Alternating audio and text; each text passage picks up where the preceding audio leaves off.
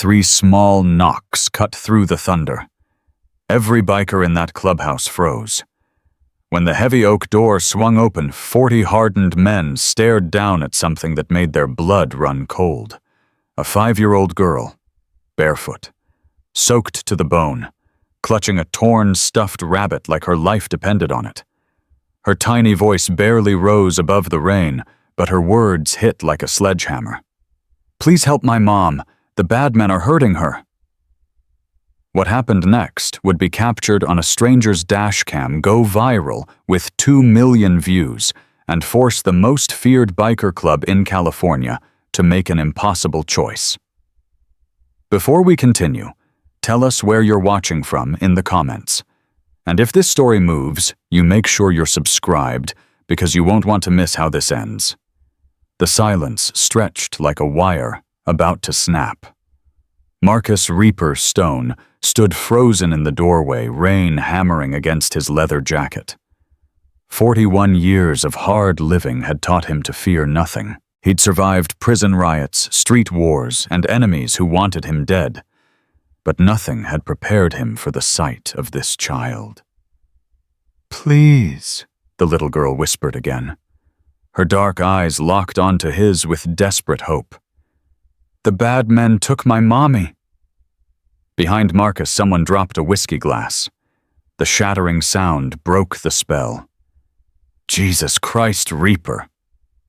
Tommy Hammer Rodriguez pushed through the crowd. "What the hell is a kid doing here?" Marcus didn't answer. He couldn't. Because looking at this trembling child, he wasn't seeing her anymore.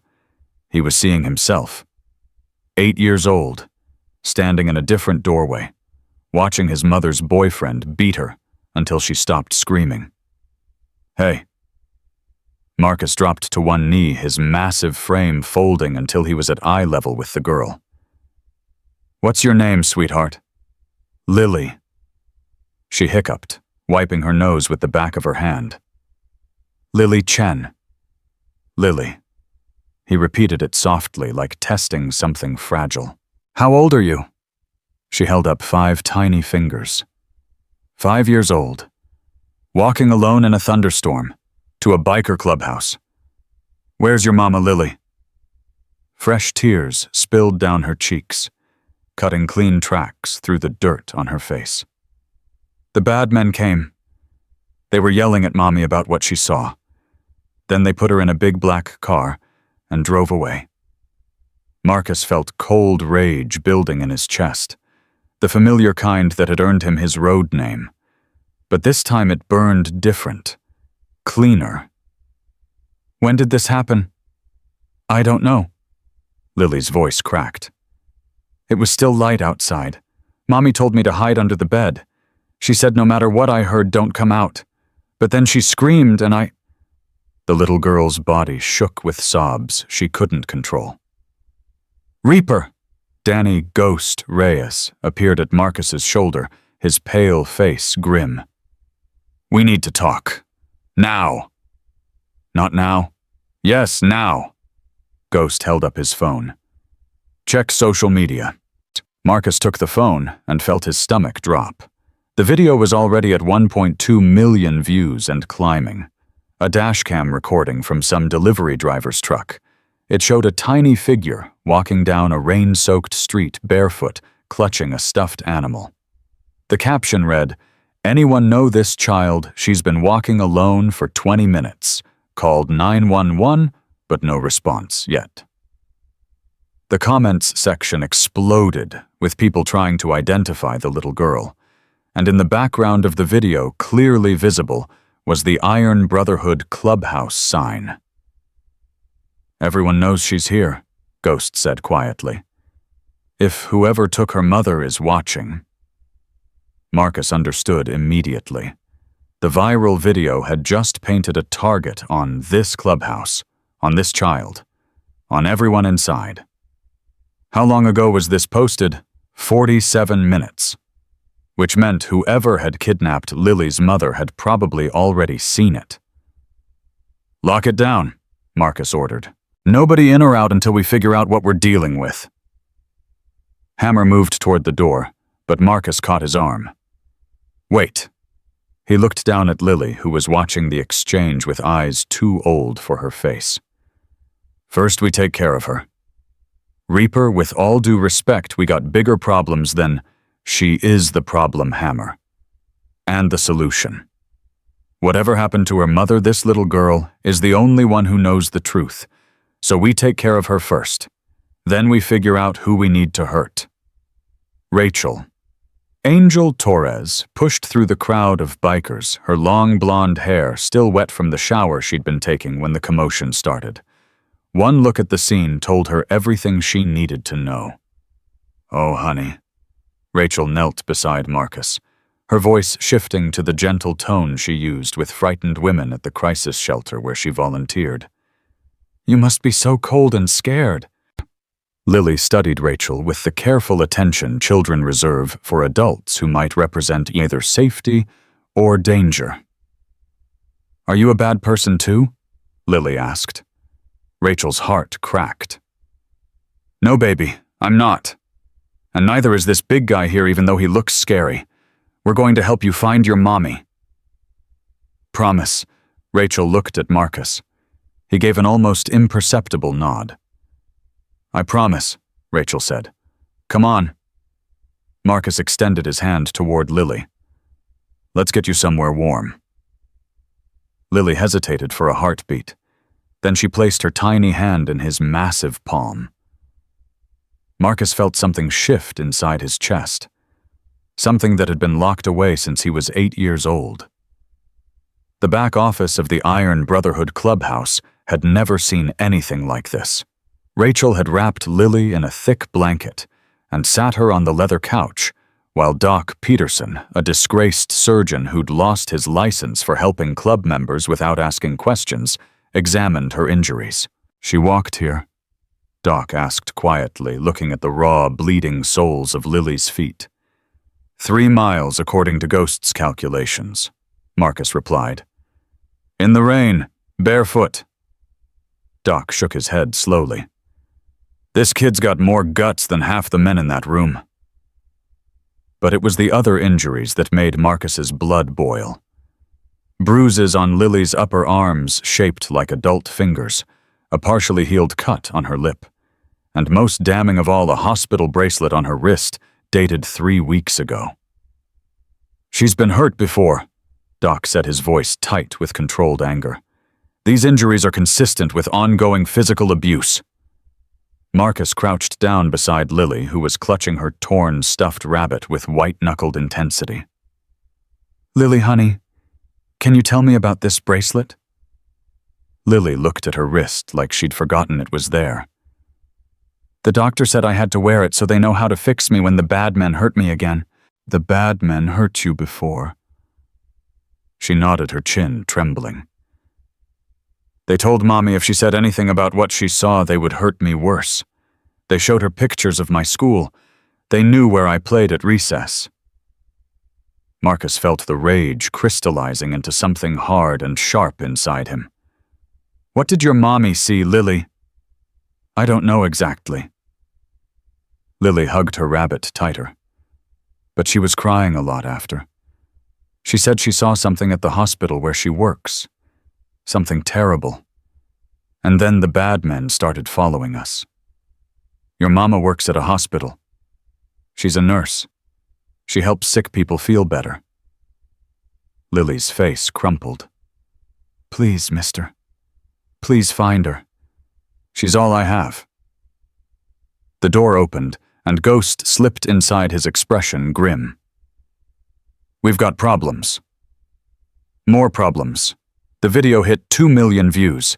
CNN picked it up. There are news vans pulling up outside right now." Marcus closed his eyes. This was spiraling out of control faster than he could track. "What are they saying? They're calling us the biker gang harboring a missing child. Speculation running wild. Some people think we kidnapped her. Others think we're protecting her. Either way, every eye in the city is on this clubhouse right now." Rachel came over her face, pale. "What do? We find out who took her mother," Marcus said. "And we get her back. before whoever's responsible decides Lily is a loose end they can't afford. How? We don't even know who we're looking for. Marcus turned to Lily. Sweetheart, I need to ask you some more questions. Can you be brave for me? Lily nodded solemnly. The bad men who took your mommy, what did they look like? One of them had pictures all over his arms, like yours but different. Snakes and stuff. Tattoos, good, what else? He had metal teeth. Lily pointed to her mouth. Silver and shiny, and he talked funny, not like you. Talked funny how? Like the people on TV from far away. Different words. An accent. Tattoos of snakes. Silver teeth. Marcus felt pieces clicking together in a way he didn't like. Ghost, he said quietly. Get me everything we have on the Red Serpent Syndicate. Ghost's face went pale. You think this is them? Snake tattoos, Eastern European accent, and they've been expanding into trafficking operations for months. Marcus looked at Lily, keeping his voice steady despite the fear coiling in his gut. What time does your mama usually get home from work? 6 o'clock. But sometimes later if sick people need her. And what time did the bad men come? After dinner, Mommy was doing dishes. Then there was banging on the door and she told me to hide. Ghost was already working on his laptop. Grace Chen, registered nurse at St. Vincent's Hospital. Single mother, no criminal record, model employee. What's she been working on recently? Ghost's typing intensified. Her unit handles trauma cases, gunshot wounds, stabbings, accident victims. He stopped. Oh, hell. What? 3 weeks ago, St. Vincent's treated victims from a warehouse raid. Human trafficking case. Most of the victims were women from Eastern Europe. The feds kept it quiet, but someone at the hospital saw something they shouldn't have. And that someone was probably Grace Chen. Marcus understood now. Grace had witnessed something connected to the Red Serpent Syndicate's trafficking operation. They'd spent 3 weeks intimidating her into silence using Lily as leverage. And when that didn't work, they'd taken more drastic measures. How much time does she have? Rachel asked, her voice barely a whisper. If they're following their usual pattern. Ghost's face was ashen. Witnesses don't last more than 48 hours once they're taken. Long enough to confirm what they've told people. Then, he didn't finish the sentence. He didn't need to. Then we have less than 48 hours to find her, Marcus said. Hammer had been listening from the doorway. Reaper, this is way above our pay grade. We're talking about an international trafficking syndicate with connections to Russian and Ukrainian mobs. They've got more soldiers, more guns, and more money than we could ever match. So we call the cops. And trust who Grace Chen probably saw something that got a cop killed or proved cops were on the take. That's the only reason the syndicate would go this hard after a witness. Then we call the feds and wait 3 weeks while they build a case Grace Chen will be dead in 2 days. The room fell silent. Marcus looked at Lily, who had fallen asleep in Rachel's arms, exhausted beyond endurance.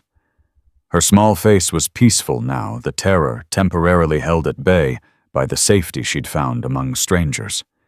She'd walked 3 miles through a thunderstorm to find help. At 5 years old, because she believed that anyone would care enough to save her mother. Marcus couldn't explain why, but he knew in that moment that he would die before he let this child down. Call the Alliance, Marcus said finally. Every club that owes us favors. Every contact we have in the underground. Every soldier who's willing to ride. You're talking about war, Ghost said quietly. I'm talking about saving a woman's life and keeping a promise to her daughter. Hammer shook his head slowly. Even if we wanted to go to war, we don't know where they're holding her. The syndicate has safe houses all over the city. Lily stirred in Rachel's arms. Her eyes fluttered open and she looked directly at Marcus. I can help, she said softly. What do you mean, sweetheart? I remember things. Mommy says I'm good at remembering. Lily reached into the pocket of her wet dress and pulled out a crumpled piece of paper. I drawed what I saw before I came here. Marcus took the paper with trembling hands. It was a child's drawing. Crude, but remarkably detailed. A building with distinctive features, loading docks, a tall fence, and most importantly, numbers written in large block letters above the entrance, 1247. They kept saying this number, Lily said. The man with silver teeth. He said it on the phone, 1247, over and over. Ghost was already searching. His face went white. 1247 Industrial Drive, warehouse district on the east side. It's listed as abandoned, but there's been unusual activity reported in the area for months. Marcus stared at the drawing. A 5-year-old girl, terrified and traumatized, had still managed to gather intelligence that could save her mother's life. She's smarter than half my guys, Hammer muttered. She's braver than all of us, Marcus replied. The clubhouse door burst open and a younger member rushed in out of breath. Reaper news crews are demanding a statement. Cops are asking questions and… He swallowed hard. There's a black SUV that's been circling the block for the last 20 minutes. Same license plate every time. They knew. The syndicate knew exactly where Lily was, and they were deciding what to do about it. Marcus stood up, every muscle in his body coiled for violence. Rachel, take Lily to the safe room. Nobody in or out except me or Ghost. What are you going to do? Marcus looked out the window at the media circus gathering outside at the black SUV, slowly cruising past at the storm clouds gathering overhead like a warning. I'm going to show them what happens when you threaten a child under my protection. His phone buzzed with an incoming call. Unknown number. Marcus answered. Mr. Stone. The voice was cold, accented exactly as Lily had described. We have something that belongs to us. I believe you have something that belongs to us as well. If you're talking about Lily Chen, she doesn't belong to anyone, especially not you. The child is irrelevant, a loose end we will eventually tie up. But her mother, Grace Chen, has information that could be damaging to our operations. We would like to negotiate. I don't negotiate with people who hurt children. Laughter came through the phone, humorless and cruel. Everyone negotiates, Mr. Stone. Eventually. The question is how much pain is required first. A pause. We know the child is with you. We know she walked to your clubhouse. The entire world saw it on that video. Very touching. Very vulnerable. Marcus felt rage building like pressure in a sealed container. Here's what I know, Marcus said, his voice dropping to a deadly whisper. I know, Tom, you took a woman from her home in front of her 5-year-old daughter. I know you've been terrorizing that family for weeks, and I know that 1247 Industrial Drive has been very busy lately. Silence on the other end.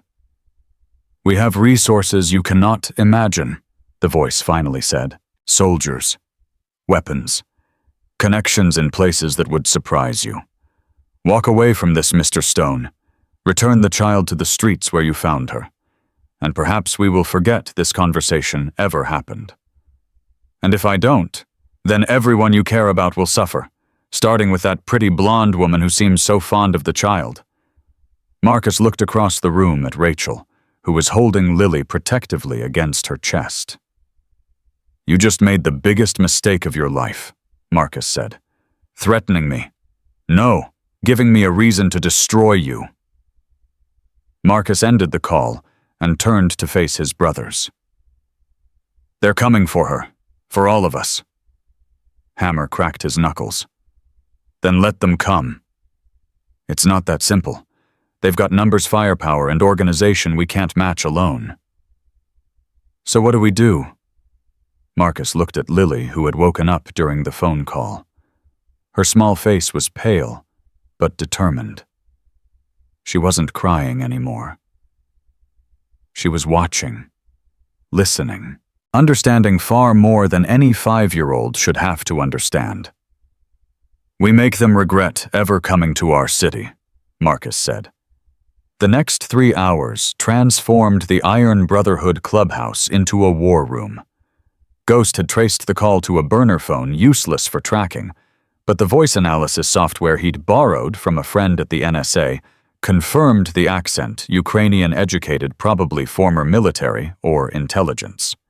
"Viktor Kozlov," Ghost announced, pulling up a photo on the large screen. Known as the Surgeon for his interrogation techniques, he's the Red Serpent's cleanup specialist. When witnesses need to disappear, he makes it happen. The photograph showed a tall man with hollow cheekbones and dead eyes. Silver-capped teeth glinted in what might have been a smile, but looked more like a predator baring its fangs. "That's him," Lily said quietly. She'd refused to stay in the safe room, insisting on being present for any discussions about her mother. "That's the man who took Mommy." Rachel pulled her closer. "Are you sure, honey?" "I'll never forget his face. He smiled when Mommy screamed." Marcus felt the last of his hesitation evaporate. Whatever it took, whoever stood in his way, Viktor Kozlov was going to pay for what he'd done to this family. "What do we know about his operation?" Ghost pulled up more files. "The Red Serpent runs trafficking routes from Eastern Europe through Mexico into California, mostly women and girls. They use legitimate businesses as front shipping companies, construction firms, auto repair shops. Their local headquarters. That's where it gets interesting. According to financial records I acquired, they've been funneling money through a warehouse complex on the east side. Same address Lily gave us. 1247. Industrial Drive. The 5-year-old had handed them the key to the entire operation. How heavily defended, unknown, but based on their usual security protocols, we're looking at minimum 12 to 15 armed guards, sophisticated surveillance systems, and probably a few nasty surprises for uninvited guests. Hammer whistled low. "That's a lot of firepower." "Which is why we're not going in alone." Marcus's phone had been buzzing non-stop since the news coverage began. But one call made him pause. The caller ID showed a number he hadn't seen in 15 years. "Steele, Reaper." Tommy Steele Rodriguez's gravelly voice came through the speaker. "I'm watching the news. That really a 5-year-old who walked to your clubhouse? Yeah. And you're really about to go to war with the Red Serpent Syndicate over a woman you don't even know?" Marcus looked at Lily, who was drawing another picture, this one showing stick figures holding hands under a rainbow. "Yeah," he said. "I am." Steele was quiet for a long moment. Then, "The Steel Dragons ride with you. We can be there in 6 hours." Before Marcus could respond, another call came through. Then another. Then another. By midnight, representatives from 5 motorcycle clubs had pledged their support. 52 riders ready to fight against an international trafficking syndicate. Not for money. Not for territory. For a 5-year-old girl who'd been brave enough to ask for help. "Why?" Rachel asked Marcus quietly as they watched the alliance taking shape. "Why are all these people willing to risk their lives for a stranger?" Marcus thought about the question. Thought about his own childhood. The violence, the fear, the way no one had come to help when he needed it most. "Because someone should have done it for us," he said finally. "When we were kids, when we were scared, someone should have cared enough to fight for us." He looked at Lily. "She deserves better than we got." Rachel squeezed his hand. "We're going to save her mother." "Damn right we are." At 2 a.m., Marcus's encrypted phone buzzed with a message that changed everything. Ghost had intercepted syndicate communications. Grace Chen was indeed being held at 1247 Industrial Drive. But there was more chatter about disposal scheduled for the following night. They were going to kill her within 24 hours. "We don't have time to wait for the full alliance," Marcus said grimly. "We hit them tomorrow night, whatever we've got." "That's suicide," Hammer protested. "We'll have maybe 30 men against their entire operation. 30 men who know these streets, who know how to fight, who have something worth fighting for." Marcus stood up every inch the leader who had held this club together through a decade of challenges. "I won't let another child lose their mother because I was too scared to act." The room fell silent. Then, one by one, every man stood. "What's the plan?" Ghost asked. Marcus looked at the tactical map spread across the table, looked at the warehouse where Grace Chen was being held, looked at the faces of men who'd followed him into hell before and would do it again. "We create chaos," Marcus said. "Hit them everywhere at once. Make them choose between protecting their operations and protecting their leadership. Force them to fight on our terms. And Grace Chen, I go in personally, with Ghost and Hammer. While they're distracted by the main assault, we extract her." "That's insane," Rachel said. "You'll be walking into a fortress with 3 men." "I'll be walking in with the element of surprise and the knowledge that failure is not an option." Lily tugged on Marcus's jacket. He looked down at her upturned face. "You're going to bring my mommy home." Marcus knelt down to her level, just as he had hours ago when she first appeared at the door. But something had changed between them, something neither fully understood yet. "I'm going to bring your mommy home," Marcus said. "And nobody's going to hurt either of you ever again." Lily threw her small arms around his neck and held on tight. "I knew you'd help," she whispered. "I knew it when I saw you." "How did you know?" "Because you have sad eyes. Like Mommy's. Like mine." She pulled back and looked at him with wisdom far beyond her years. People with sad eyes understand what it's like to need help, and they always help other people. Marcus felt something break open inside his chest. Something that had been sealed shut since he was 8 years old, watching his mother die while the world looked the other way. "Get some sleep, Lily," he said, his voice rough with emotion. "Tomorrow's going to be a big day." Rachel carried the exhausted child toward the safe room. At the doorway, Lily looked back.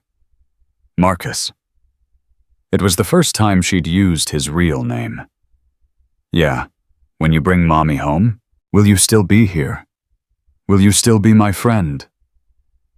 Marcus thought about all the promises he'd made and broken in his violent life, all the people he'd failed, all the chances he'd never taken. "I'll be here," he said. "I promise." And this time, he meant it with every fiber of his being. Lily's scream tore through the clubhouse at 4 a.m. Marcus was on his feet before his brain fully registered what was happening. He burst into the safe room to find Rachel already holding the thrashing child, trying to calm her from whatever nightmare had taken hold. "Mommy, don't hurt Mommy." "Lily, wake up. You're safe. You're safe, honey." The little girl's eyes snapped open, wild with terror. For a moment, she didn't recognize where she was. Then she saw Marcus standing in the doorway, and something in her face changed. "He was cutting her," Lily whispered. "The man with silver teeth. He was hurting Mommy, and she was screaming, and I couldn't help her." Marcus crossed the room and knelt beside the cot. "It was just a dream, sweetheart." "No."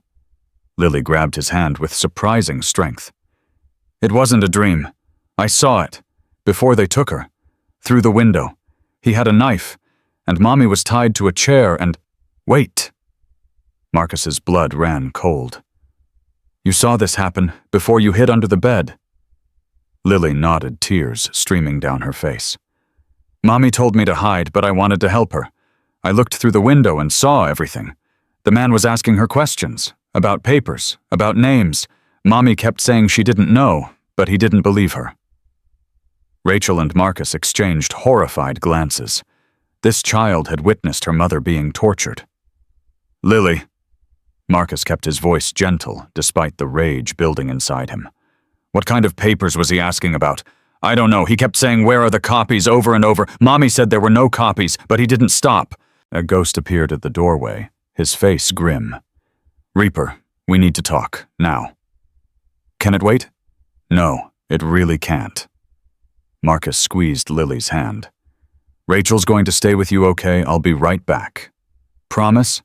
Promise. In the main room, Ghost had pulled up something on his laptop that made Marcus's stomach turn.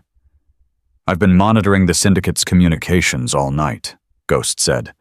They're not just looking for Grace Chen's testimony, they're looking for evidence she copied. Hospital security footage, patient records, financial documents. Something she took from St. Vincent's that could bring down their entire operation. Did she take something? I don't know, but they clearly believe she did. And they're tearing apart everything she owns trying to find it. Marcus thought about Lily's nightmare. The questions about copies. The torture. If Grace Chen has evidence that could destroy the Red Serpent Syndicate, then she's not just a witness. She's the most valuable and most dangerous person in the city right now. The encrypted phone in Marcus's pocket buzzed. Unknown number again. Mr. Stone. Victor's voice was colder than before. It seems your little pet project has been very busy. She gave you the address, didn't she? 1247 Industrial Drive. Marcus said nothing. Don't bother denying it. We have eyes everywhere. We know you've been making calls, gathering your friends. Victor laughed. Do you really think a few dozen motorcycle enthusiasts can stand against us? I think you underestimate what people will do when they're fighting for something that matters. How touching. The outlaw biker discovers his conscience. Victor's tone shifted, becoming deadly serious. Let me tell you what's going to happen. In exactly 18 hours, Grace Chen will die. Slowly, painfully. And I will personally ensure that her daughter watches every moment. Marcus's grip tightened on the phone until his knuckles went white. But, Victor continued, if you deliver the child to me within the next 6 hours, along with whatever evidence her mother stole, I might be persuaded to make it quick. A bullet to the head. Merciful, really. Here's my counteroffer, Marcus said, his voice dropping to a deadly whisper. You release Grace Chen unharmed. You leave this city and never come back. And maybe I won't spend the rest of my life hunting down everyone connected to your organization. Victor's laughter echoed through the phone. You're a dead man, Stone. You just don't know it yet. The line went dead. Marcus turned to find Hammer Ghost and 6 other club members watching him. They're moving up the timeline, Marcus said. We've got less than 18 hours now. That's not enough time to coordinate with the other clubs, Ghost said. Steel and his dragons are still 4 hours out. The Desert Wolves won't arrive until tonight. Then we go with what we have. That's Suicide Reaper. It's our only option. The argument was interrupted by a small voice from the doorway. Mommy hid something. Everyone turned. Lily stood there in her borrowed pajamas, clutching her torn, stuffed rabbit. What did you say, sweetheart? Marcus asked. Mommy hid something. Before the bad men came, she told me it was our secret. Our insurance, she called it. Marcus knelt down to her level. Where did she hide it, Lily? In Mr. Button's. Lily held up the stuffed rabbit. She put something inside Mr. Button's and sewed him back up. She said if anything ever happened to her, I should give Mr. Buttons to someone who could help. The room went silent. Rachel stepped forward slowly. Lily, honey, can I look at Mr. Buttons? Lily hesitated, then held out the battered stuffed animal. Rachel felt along the seams until she found an irregular lump in the rabbit's back. With Marcus's knife, she carefully cut the stitching. Inside was a USB drive. Ghost grabbed it and plugged it into his laptop. What appeared on screen made everyone in the room stop breathing. Hundreds of files. Hospital security footage showing women being loaded into vans behind St. Vincent's.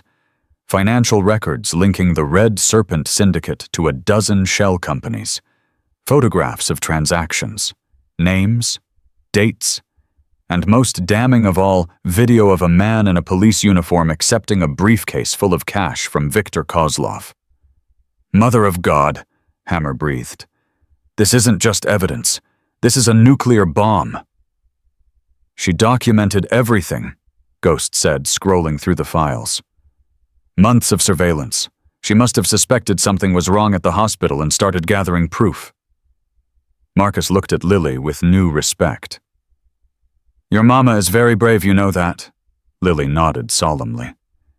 "She said someone had to stop the bad men, even if it was scary." She was right. Ghost pulled up another file, and his face went pale. "Marcus, look at this. Look at..." The document was a list of names, police officers, hospital administrators, city officials, all on the Red Serpent payroll. And at the very top of the list was a name that made Marcus's blood freeze. Detective Frank Morrison. His brother. That's not possible," Marcus said, his voice hollow. "Marcus." Ghost's voice was gentle. "When's the last time you talked to Frank?" Marcus couldn't remember. They'd had a falling out years ago when Marcus chose the club over their mother's wishes. Frank had become a cop. Marcus had become an outlaw. They hadn't spoken in over a decade. But this working for human traffickers. "We don't know the full story," Rachel said softly. "Maybe he's undercover. Maybe he's the reason the syndicate knew Grace Chen was a threat." Ghost interrupted. "He works homicide. He would have access to witness lists, investigation files, everything the syndicate needs to stay one step ahead." Marcus felt like the ground was shifting beneath his feet. His own brother. His flesh and blood. "Does this change anything?" Hammer asked quietly. Marcus looked at Lily, who was watching him with those two old eyes. "No," he said finally. "It doesn't change a damn thing. We save Grace Chen. We destroy the syndicate. And if Frank is involved..." He couldn't finish the sentence. "Marcus." Ghost was staring at his laptop with an expression Marcus had never seen before. "There's something else. A video file. Dated 3 weeks ago. The night Grace Chen first witnessed the trafficking operation. Play it." The footage was grainy, but unmistakable.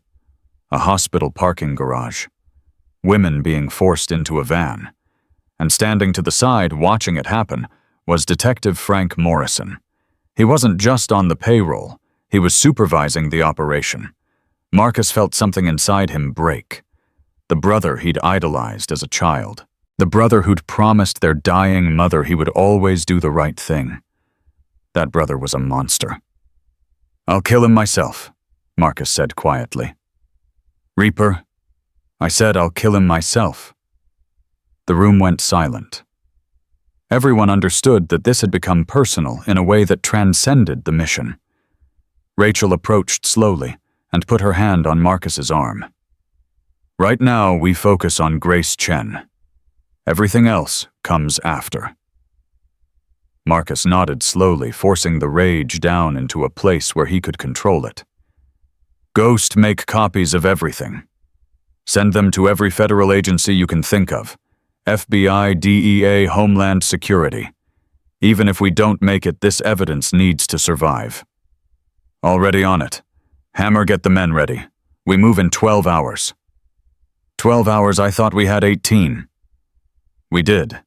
But now they know we have the evidence, which means they're going to move up their timeline again. Grace Chen becomes worthless to them the moment they realize we've copied her files. The phone in Marcus's pocket buzzed. A text this time. Unknown number. He opened it and felt his heart stop. It was a photograph of Grace Chen. Alive, but barely. Her face was swollen, her eyes barely open. Blood dripped from cuts on her arms and face, and standing behind her, knife in hand, was Viktor Kozlov. The caption read, 12 hours, then she joins the others. Marcus showed the photo to the room. No one spoke. We're not waiting 12 hours, Marcus said. We go tonight. That's impossible, Ghost protested. We don't have enough. Then we get enough. Call everyone. Every ally, every contact, every person who's ever owed us a favor. I want 30 men ready to ride by midnight. And if we can't get 30...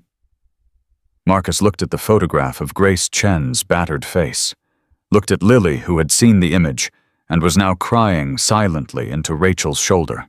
Then we go with what we have. But we go. The next 6 hours were organized chaos. Calls went out across the state. Steele and his dragons pushed their departure up, riding through the night to reach them.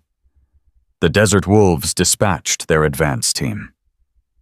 Even the Thunder Road MC, who had a complicated history with the Iron Brotherhood, sent word that they were coming. By 10 p.m., 37 riders had gathered in the clubhouse parking lot. Men from different clubs, different backgrounds, different lives. United by a single purpose. Marcus stood before them, the weight of leadership heavier than it had ever been. Most of you don't know me, he began. And I don't know most of you. But you're here because somewhere along the line you decided that some things are worth fighting for, that some people are worth protecting. He gestured toward the clubhouse where Lily was watching from a window. Rachel's arms wrapped protectively around her. 5 years old, she walked 3 miles through a thunderstorm to find help. 3 miles. Barefoot. Because her mother taught her that there are still good people in this world. People who will stand up to evil when no one else will. Marcus paused, letting the words sink in. Tonight we prove her right. Tonight we show the monsters who prey on the innocent that there are consequences, that there are men who won't look the other way, that there is justice even when the system fails. He looked at each face in turn. Hardened men, dangerous men, men who had done terrible things in their lives. But in this moment, they were something more. I won't lie to you. Some of us might not come back. The Red Serpent Syndicate is well-armed, well-organized, and they're expecting trouble. But they're not expecting us. They're not expecting 37 men who have nothing to lose and everything to prove. Steele stepped forward. The dragons ride with you, brother. To the end. One by one, other club presidents voiced their commitment. Marcus nodded, overwhelmed by an emotion he couldn't name. Then let's ride. The convoy of motorcycles split into 3 groups as they approached the warehouse district. Ghost led the first team toward the Syndicate's communications tower. Hammer took the second team to their secondary safe house. Marcus led the main assault force toward 1247 Industrial Drive. In his ear, Ghost's voice crackled through the tactical radio. Primary target in sight. I count 15 vehicles, maybe 30 personnel. Copy that. Hold position until my signal. Marcus pulled his bike to a stop 3 blocks from the warehouse. The men behind him cut their engines, leaving an eerie silence broken only by distant traffic. Remember, Marcus said into his radio, we hit the communications first, then the safe house, then the main target. By the time Victor realizes what's happening, he should be fighting on 3 fronts. What about Frank? Ghost asked quietly. Intel suggests he's at the warehouse, probably coordinating with Victor. Marcus felt the familiar rage threatening to consume him. Frank Morrison is my responsibility. Nobody touches him but me. Copy that. At exactly midnight, Marcus gave the signal. The assault on the Red Serpent Syndicate began with 37 engines roaring to life, simultaneously shattering the quiet of the industrial district like thunder announcing a coming storm. Ghost's team hit the communications tower first.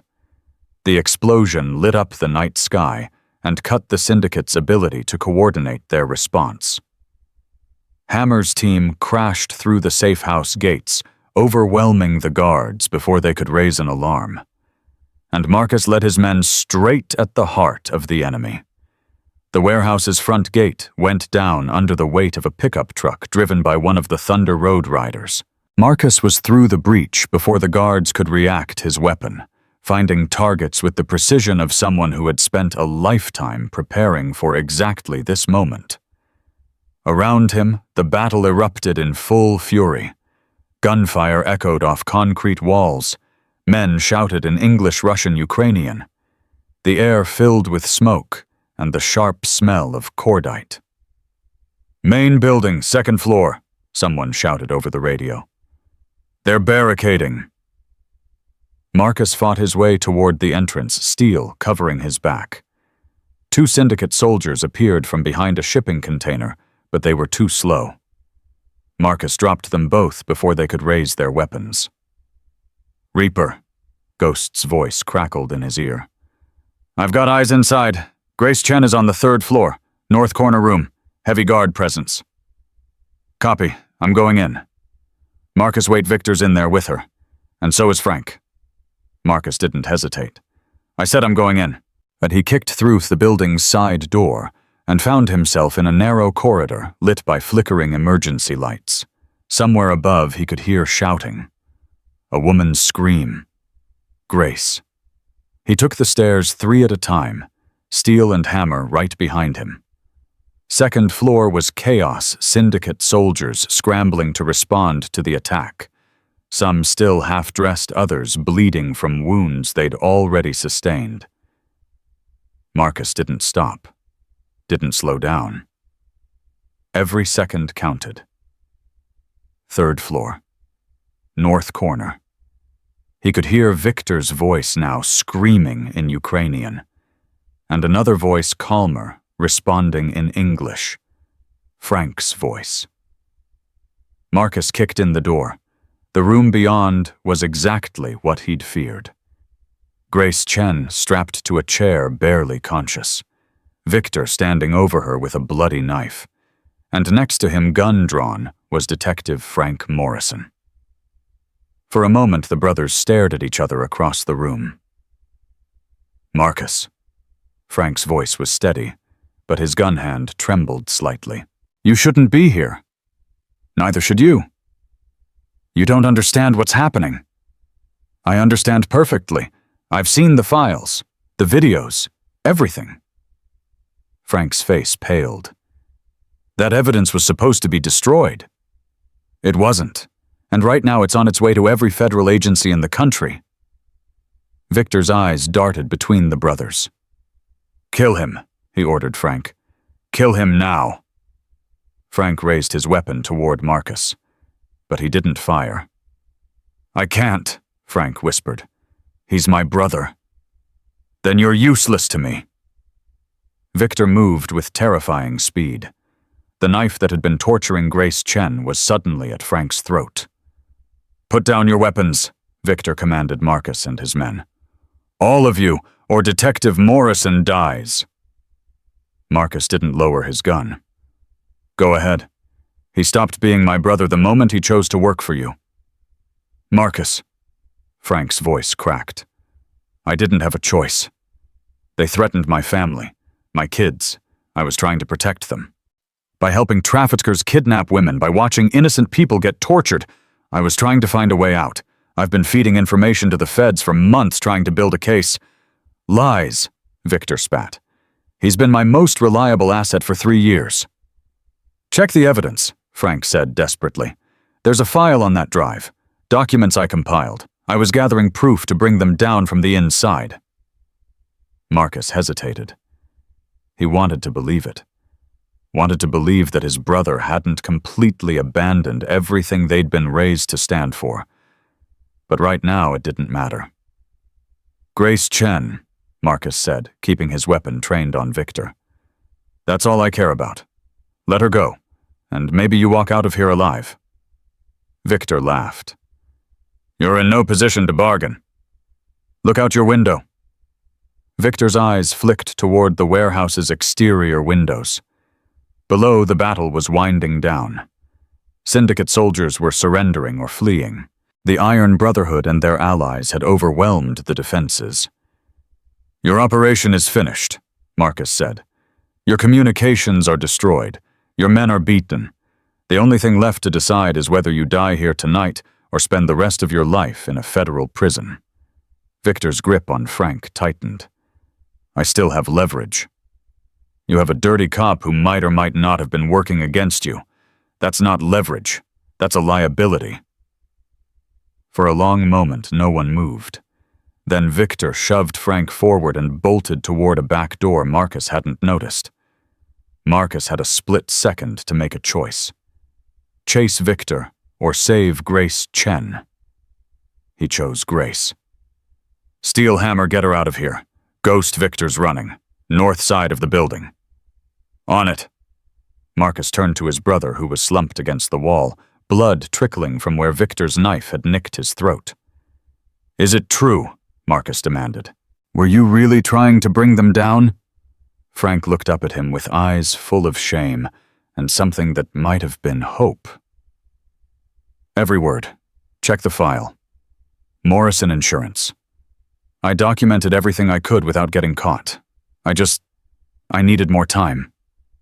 You had 3 years. And they had my children's school schedule, my wife's work address, my parents' nursing home. Every time I thought about going to the feds, they'd send me a picture of my daughter at soccer practice." Frank's voice broke. "I'm not a monster, Marcus. I'm a coward. There's a difference." Marcus stared at his brother for a long moment. The anger was still there. The betrayal. But underneath it all was something else. Understanding. "We'll sort this out later," Marcus said finally. "Right now I need to know, is there anything else, any other surprises I should know about?" Frank nodded slowly. "The shipping container at Pier 7. There are women inside. Scheduled for transport tomorrow morning. If we don't get to them tonight. How many? 23, maybe more." Marcus felt the weight of that number settle on his shoulders. 23 lives hanging in the balance. "Ghost," he said into his radio. "Change of plans. After Victor's secured, I need a team at Pier 7. Container full of trafficking victims." "Copy that. Victor's in custody, by the way. Tried to hotwire a car. Wasn't fast enough." Relief flooded through Marcus. "Good. Bring him to the staging area. I want him alive for the feds." Behind him, Steel and Hammer were cutting Grace Chen free from her restraints. She was conscious but weak, her eyes struggling to focus. "Lily," she whispered. "Where's my baby?" Marcus knelt beside her. "She's safe. She's the one who sent us to find you." Grace's face crumpled. "She walked to them, to the bikers. Oh God, she must have been so scared." "She was brave. The bravest person I've ever met." Marcus took her hand gently. "And she never stopped believing we would bring you home." Grace looked at him, this stranger with tattoos and scars who had risked everything for her family. "Why?" she asked. "Why would you do this for us?" Marcus thought about the question. Thought about Lily standing in the rain, about the promise he'd made, about the 8-year-old boy he used to be praying for someone to save his mother. "Because someone should have done it for me once," he said quietly. "And they didn't." Grace squeezed his hand, tears streaming down her bruised face. "Thank you." The journey out of the warehouse was surreal. Syndicate soldiers sat zip-tied along the walls, while Iron Brotherhood members stood guard. Emergency sirens wailed in the distance. Someone had finally called the real authorities. And in the parking lot, Viktor Kozlov knelt on the asphalt, hands cuffed behind his back, his silver teeth no longer gleaming with menace. Marcus walked Grace toward the waiting van that would take her to safety. Halfway there, she stopped. "My daughter," she said. "I need to see my daughter. We'll take you to her right now." "No." Grace's voice was stronger than it should have been, given what she'd endured. "I need to see her now. I need her to know I'm okay." Rachel's voice came through Marcus's radio. "Reaper, we're at the staging point. Lily heard you found her mother. She's asking to come to you." Marcus looked at Grace, at the hope and fear warring in her battered face. "Bring her," he said. 10 minutes later, a van pulled up to the warehouse perimeter. The back door opened and a small figure emerged. Lily ran across the parking lot faster than Marcus had ever seen a child move. "Mommy!" Grace dropped to her knees just as Lily crashed into her arms. The sound that came from both of them, half sob, half laugh, was the most beautiful thing Marcus had ever heard. "My baby. My brave, beautiful baby. Mommy, I was so scared. But Marcus found you. He promised, and he found you."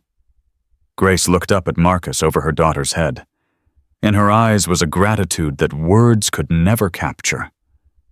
"He did," Grace whispered. "He kept his promise." Marcus stood there watching mother and daughter cling to each other like they would never let go. Around him, hardened bikers turned away, suddenly very interested in checking their weapons or studying the night sky. Nobody wanted to admit they were crying. "Reaper!" Ghost's voice came through the radio, cutting through the moment. "We've got a situation at Pier 7. The container? You need to get here. Now!" Marcus looked at Grace and Lily, still wrapped in their embrace. "Rachel, get them somewhere safe. I've got one more thing to handle." Lily looked up at him. "You're coming back, right?" "You promised." Marcus knelt down and took her small hand in his. "I always keep my promises, Lily. Always." Then he turned and walked toward his bike, toward Pier 7, toward whatever fresh horror awaited him there, because the night wasn't over yet. The smell hit Marcus before he saw anything. 20 years of violence had taught him to recognize death. This was worse. This was desperation, fear, and suffering compressed into a space no human should endure. "Over here." Ghost's voice was strained in a way Marcus had never heard before. "But Reaper, prepare yourself." Marcus rounded the corner of the shipping container and stopped dead. The doors were open. Inside, huddled together like animals, were women. Young women. Some barely more than girls. Their eyes reflected the flashlight beams with the hollow look of people who had given up hope long ago. "How many?" Marcus heard himself ask. 27. 4 more than Frank estimated."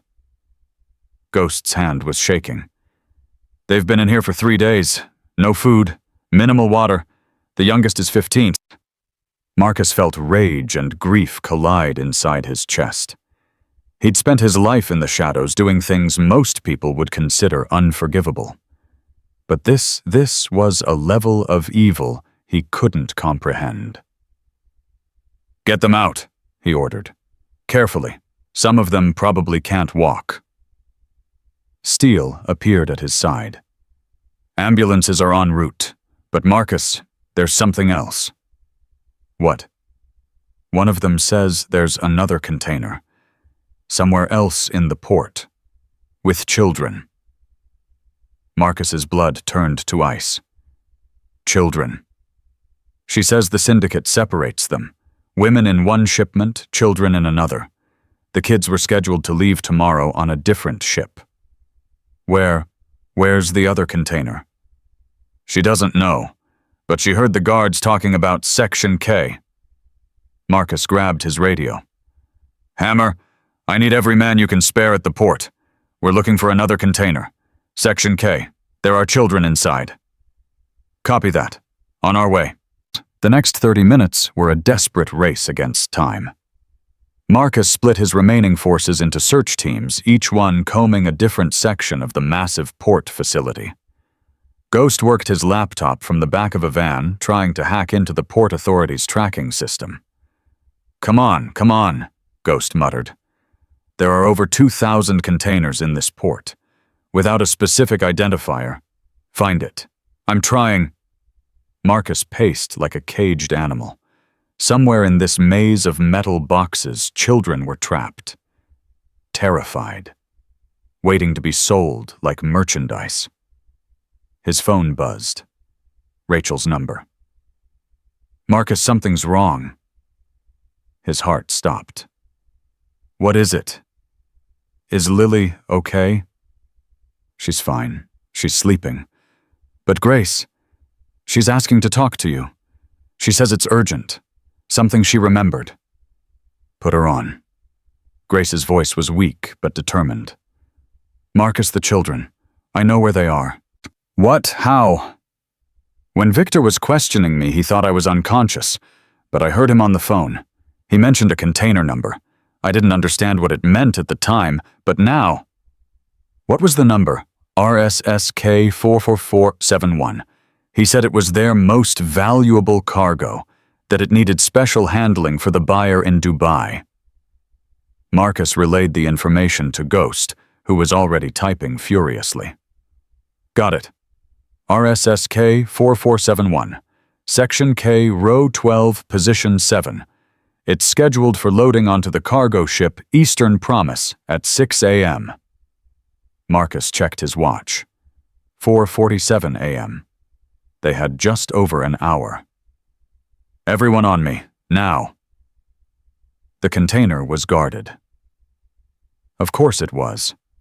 4 men with automatic weapons stood watch while 2 others patrolled the perimeter. These weren't the half-trained thugs from the warehouse. These were professionals. Military bearing. Tactical equipment.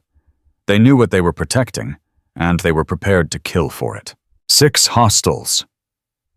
Ghost reported through the radio. We can take them, but not quietly. The moment we engage, they might... He didn't finish the sentence. They all knew what might happen. Then we don't give them time to react, Marcus said. Steel, take your dragons around the left flank. Hammer, you've got the right. On my signal, we hit them from 3 directions simultaneously. What about the guards near the container itself? Steel asked. Leave them to me. Marcus, I said, leave them to me. The assault was over in 11 seconds. Marcus moved with a speed and precision that surprised even his own men. The first guard went down before he could raise his weapon. The second managed to turn, but Marcus was already on him, driving him to the ground and silencing him with a chokehold. The other teams handled their targets with equal efficiency. When the last hostile fell, Marcus was already at the container doors working the lock. Hold on, he called through the metal. We're here to help. You're safe now. The lock clicked open. Marcus pulled the doors wide. 12 faces stared back at him. Children. The oldest might have been 10. The youngest couldn't have been more than 4. They didn't scream. They didn't cry. They just stared, with eyes that had seen too much and understood too little. Oh God, Hammer's voice cracked. Oh dear God. Marcus stepped into the container slowly, his hands raised to show he meant no harm. My name is Marcus. I'm here to take you somewhere safe. Does anyone speak English? A small hand rose tentatively. A girl, maybe 8 years old, with tangled dark hair and a bruise on her cheek that made Marcus want to put Victor Kozlov in the ground permanently. I speak English, she said in a small voice. My name is Sophia. Are you a policeman? No, sweetheart, I'm not a policeman, but I'm going to help you anyway. The men said no one would ever find us. They said we belonged to them now. Marcus felt his throat tighten. They were wrong, Sophia. They were very, very wrong. And they're never going to hurt any of you again. Getting the children out of the container was the most delicate operation Marcus had ever conducted. Some of them couldn't walk. Some of them couldn't stop shaking. One boy, no older than 5, had gone completely silent, his eyes fixed on some distant point that no one else could see. Ghost had called in every favor he had to arrange transport. 3 ambulances, 4 FBI agents who could be trusted, a child psychologist who'd been pulled from her bed in the middle of the night. Marcus. Agent Sarah Chen, no relation to Grace, approached him with a look of barely controlled fury. I've been trying to build a case against the Red Serpent Syndicate for 18 months. In one night, you've done more damage to their operation than the entire federal government. Is that a thank you or a complaint? Both. She studied his face. We're going to need statements. From you, your men, everyone involved in tonight's operation. You'll get them. We're also going to need to discuss the methods you used to obtain certain evidence. You can discuss whatever you want, after these kids are safe. Agent Chen nodded slowly. The children will be processed through our victim services unit. We'll try to identify their families, reunite them where possible. For those without families to return to, they'll need homes, Marcus said. Good homes, with people who will protect them. That's not exactly something we can guarantee. Then find a way to guarantee it. Or I will.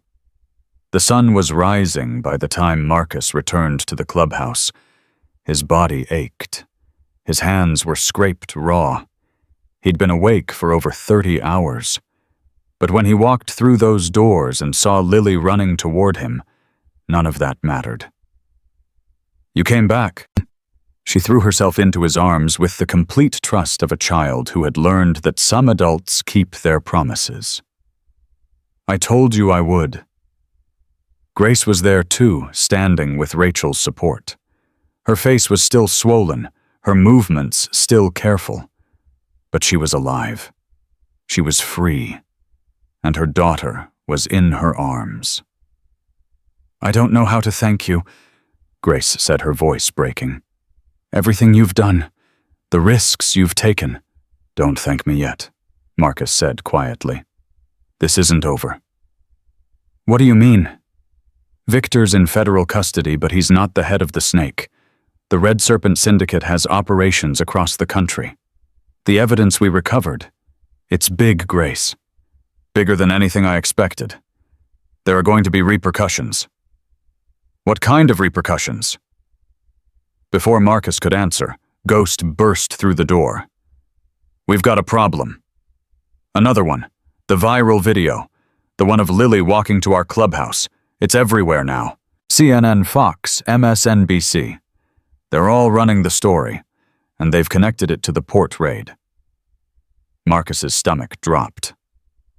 They know we were involved. They know everything. Somehow footage from inside the warehouse leaked. Someone's body cam, probably.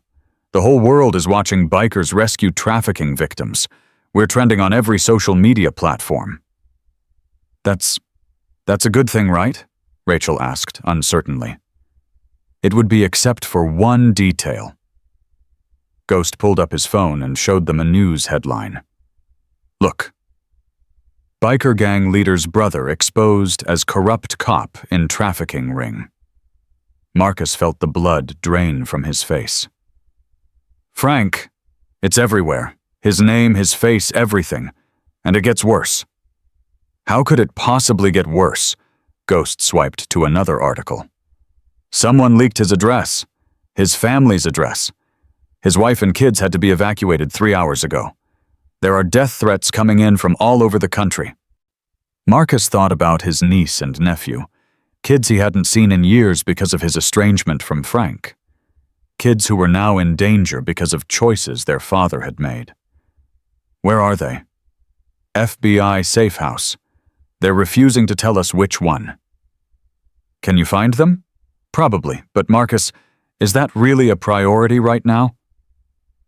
Marcus looked at Lily, still clinging to him, like he was the only solid thing in a shifting world.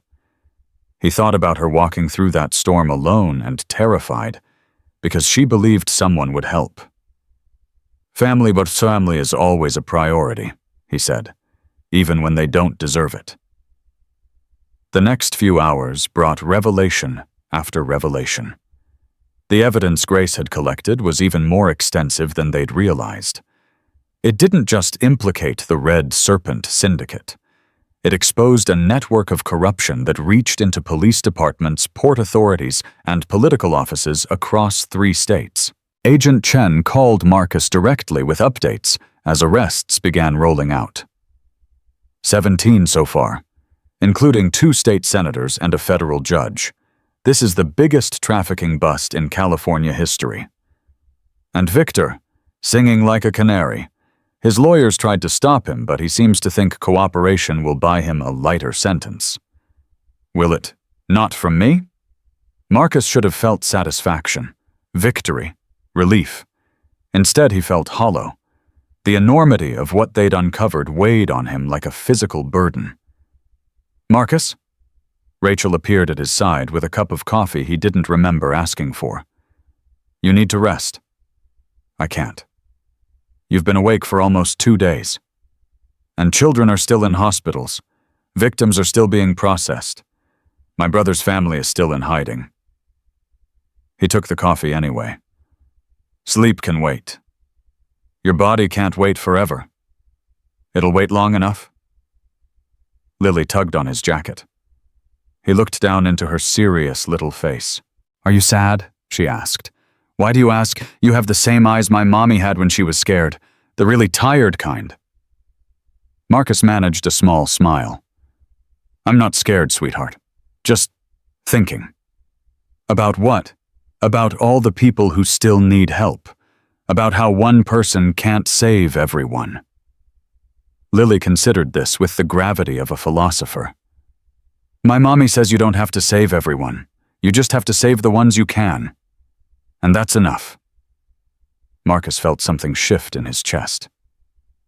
Your mommy is a very wise woman. I know. Lily smiled proudly. That's why I walked to find you. Because mommy told me that help is out there, even when it seems like there isn't any. The press conference happened at noon. Marcus hadn't wanted to participate. He'd spent his entire adult life avoiding attention, operating in shadows, where the Iron Brotherhood could do what needed to be done without interference. But Agent Chen had convinced him that his presence was necessary. The narrative matters, she'd explained. Right now, the public sees you as either heroes or vigilantes. We need to establish the right frame before the syndicate's lawyers start spinning this their way.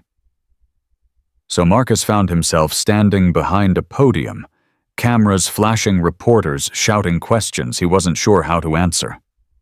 Mr. Stone, is it true you have a personal vendetta against the Red Serpent Syndicate? I have a personal vendetta against anyone who hurts children. The syndicate qualified. What about allegations that your organization used illegal methods to obtain evidence? I'm not a lawyer. I can't speak to what's legal and what isn't. But I can tell you that 27 women and 12 children are alive today because we did what needed to be done. I'll let other people debate the rest. There are reports that your own brother, Detective Frank Morrison, was involved in the trafficking operation. Can you comment? Marcus felt the weight of 100 cameras focusing on his face. Every instinct told him to walk away, to refuse to engage with questions that cut this close to bone. But then he thought about Lily, about her courage, about how she'd told the truth, even when it terrified her. My brother made choices that I don't understand and can't defend, Marcus said slowly. If the evidence shows he was complicit in these crimes, then he should face justice like anyone else. Being my family doesn't put him above the law. Does this affect your relationship with him? My relationship with my brother has been complicated for a long time. What he's done, it breaks my heart, but it doesn't change what I had to do to save those people. The questions continued for another 20 minutes. When it was finally over, Marcus felt like he'd been through another battle. Ghost met him at the back exit with news that made everything else fade into the background. Grace Chen wants to see you. She says she has something important to discuss. About what? She wouldn't say. But Marcus. She's been making calls all morning, to lawyers, to social services, to the FBI Witness Protection Coordinator. What kind of calls? The kind that suggests she's planning for a very different future than the one she had 2 days ago. Grace was waiting for him in the clubhouse's back office, Lily asleep on the couch beside her. "Thank you for coming," she said quietly. "I know you're exhausted." "I'm fine." "You're not. But that's one of the things I wanted to talk to you about." Grace took a deep breath. "Marcus, I've been thinking about what happens next, for Lily, for me, for all of us." "What did you decide?" "I can't go back to our old life. The syndicate might be damaged, but they're not destroyed. There will always be someone who wants revenge, someone who sees Lily and me as loose ends." "You're going into witness protection." "I'm considering it, but—" Grace hesitated. "There's something else I need to ask you first." "Ask." "These past 2 days I've watched you with my daughter, the way you talk to her, the way she trusts you, the way you kept your promises when you had every reason to walk away." Grace's eyes filled with tears. "Marcus, in 5 years of being a single mother, I've never seen Lily connect with anyone the way she's connected with you. She's an easy kid to care about." "She's not, actually. She's been through trauma that would break most adults. She doesn't trust easily. She doesn't open up. But with you—" Grace shook her head. "With you, she's different. She's the little girl I remember from before everything went wrong." Marcus didn't know what to say. He looked at Lily sleeping peacefully, her hand still clutching the stuffed rabbit that had held the evidence that changed everything. "What are you asking me, Grace?" "I'm asking if something happens to me, if the syndicate comes back, if witness protection fails, if any of the 100 things that could go wrong do go wrong." Grace met his eyes with fierce determination. "I'm asking if you would take care of her." Marcus felt the ground shift beneath his feet. "Grace, I know it's a lot to ask. I know we barely know each other. But I saw how you looked at her when you made that promise. I saw what you were willing to risk to bring me back to her. And I know that you would die before you let anyone hurt her. You're her mother. You're not going anywhere. I'm a witness against an international crime syndicate. People in my position don't always have the luxury of certainty." Grace reached out and took his hand. "Please, Marcus, I need to know that if the worst happens, Lily will have someone who loves her. Someone who will fight for her the way you fought for us."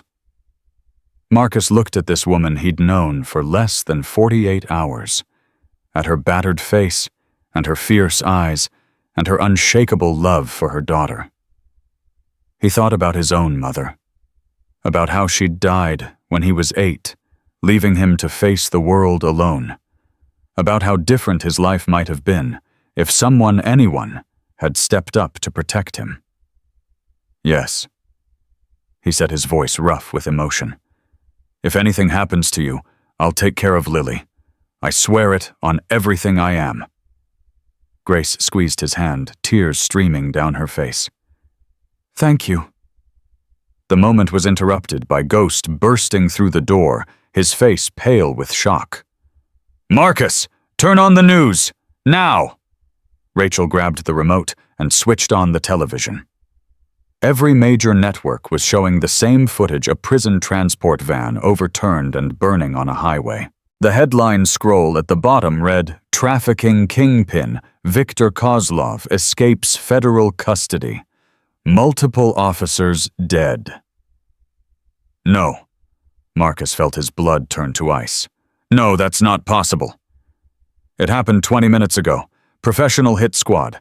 They killed 4 federal marshals and disappeared into traffic before anyone could respond.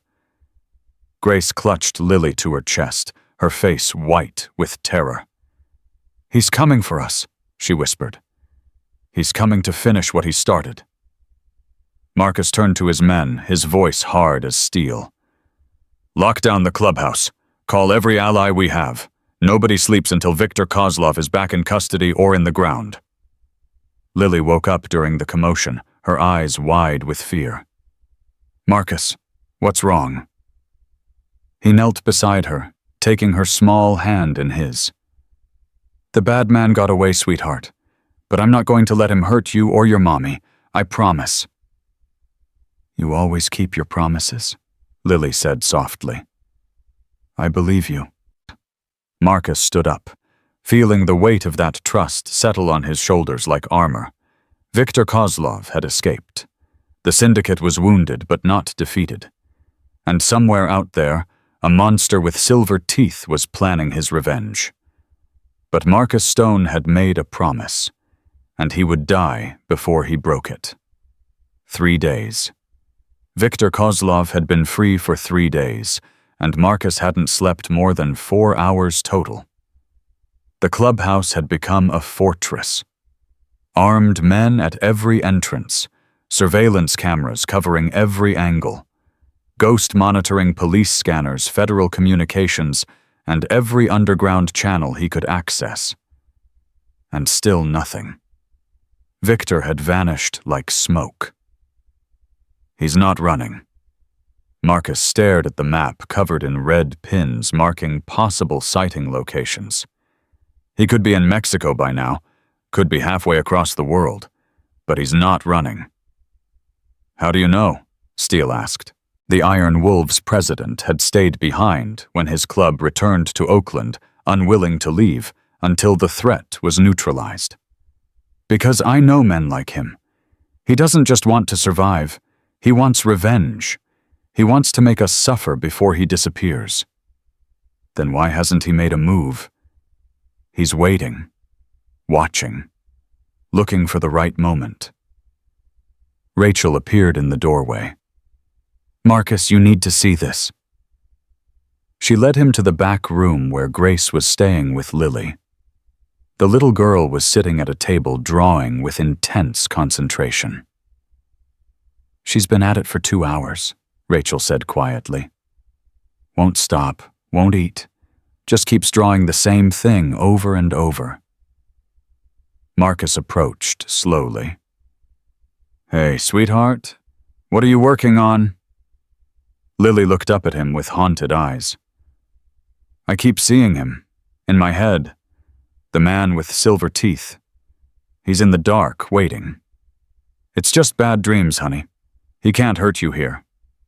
No. Lily shook her head firmly. It's not a dream. I see him, really see him, like I saw him when he took Mommy. Marcus felt ice run down his spine.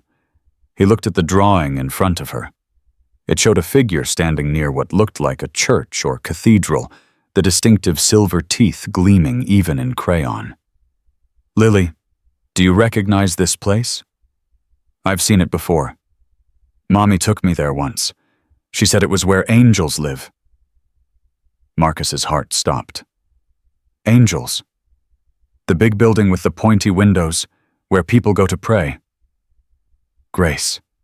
Marcus turned to find her already pale. Where did you take Lily to pray? St. Michael's Cathedral. It's where I was baptized, where my parents were married. Grace's voice trembled. Marcus, it's also where my mother is buried. He knows. The realization hit Marcus like a physical blow. He knows everything about you, your history, your family, the places that matter to you. How is that possible? Because he's been planning this for months, maybe years. The syndicate doesn't just grab witnesses at random. They research them. They know their vulnerabilities before they ever make contact. Ghost burst into the room. Marcus, I just intercepted a communication. It's Viktor. What did it say? 2 words. Tomorrow, sunrise. That's it. That's it. But I traced the transmission origin. Ghost's face was grim. It came from less than a mile away. He's been watching us this whole time. Marcus felt rage and fear collide in his chest. Viktor wasn't just planning an attack. He was playing a game, enjoying the hunt, Lock everything down. Nobody leaves. Nobody enters. And get Agent Chen on the phone. I need federal backup and I need it now." But when Ghost finally reached Agent Chen, the news was worse than Marcus could have imagined. "I'm sorry, Marcus. We can't spare resources for protective detail right now. Can't spare resources. Viktor Kozlov is a mile from this clubhouse planning God knows what, and you can't spare resources." The evidence Grace Chen collected has triggered the biggest federal investigation in a decade. Every available agent is serving warrants, processing arrests, or preparing for trials. We simply don't have the manpower. So, what are we supposed to do? Wait for him to kill us? I've notified local law enforcement. They'll increase patrols in your area. Local law enforcement is compromised. Grace's evidence proved that. Not all of them. The officers I've contacted have been vetted. Vetted by who? The same system that let Viktor escape in the first place. Agent Chen's silence told Marcus everything he needed to know. "You're on your own," she said finally. "I'm sorry, truly, but right now the best thing you can do is stay vigilant and trust your people." Marcus ended the call and turned to face his men. A dozen hardened bikers looked back at him, waiting for orders. "The feds aren't coming," he said simply. "It's just us." Hammer cracked his knuckles. "Then it's just us. Wouldn't be the first time we handled our own problems." "This isn't a street fight, Tommy. Viktor has military training, professional resources, and nothing left to lose. He's not coming at us head on. He's going to find our weakness and exploit it." "What weakness?" Marcus looked toward the back room, where Lily and Grace were huddled together. Them. The next 12 hours were the longest of Marcus's life. He posted guards on every approach to the clubhouse. He moved Grace and Lily to an interior room with no windows and only one entrance. He checked and rechecked weapons communications equipment and escape routes. And through it all, he couldn't shake the feeling that Viktor was watching. Waiting. Laughing. "You should rest." Rachel found him at 3 a.m. standing vigil at the front window. "You're no good to anyone if you collapse from exhaustion. I'll rest when he's dead." "Marcus, I made a promise, Rachel. To Lily, to Grace, to myself. I'm not going to break it because I'm tired." Rachel wrapped her arms around him from behind. "You're not alone in this. You know that, right? You have people who love you, who would fight beside you, who would die for you." "That's what I'm afraid of." "What do you mean?" "Viktor doesn't just want to hurt Grace and Lily. He wants to hurt everyone I care about. Everyone who helped bring down his operation." Marcus turned to face her. "Rachel, if something happens, if this goes bad, I need you to take them and run. Don't look back. Don't try to help me. Just get them somewhere safe. I'm not leaving you. I'm not asking. And I'm not agreeing." Rachel's eyes blazed with defiance. "I didn't fall in love with a man who gives up. I didn't build a life with someone who sacrifices himself while everyone else runs.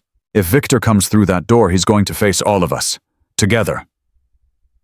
Marcus wanted to argue, wanted to protect her from what was coming. But he knew that look in her eyes. Rachel Torres didn't back down from anything. "I love you," he said quietly. "I know. That's why we're going to survive this." Dawn broke blood red over the city. Marcus stood on the clubhouse roof, scanning the streets for any sign of movement. Beside him, Ghost monitored a tablet showing feeds from every security camera in a 3-block radius. "Nothing," Ghost reported. "No unusual vehicles, no suspicious pedestrians, no activity at all." "That's what worries me. Maybe he was bluffing, psychological warfare, make us exhaust ourselves waiting for an attack that never comes.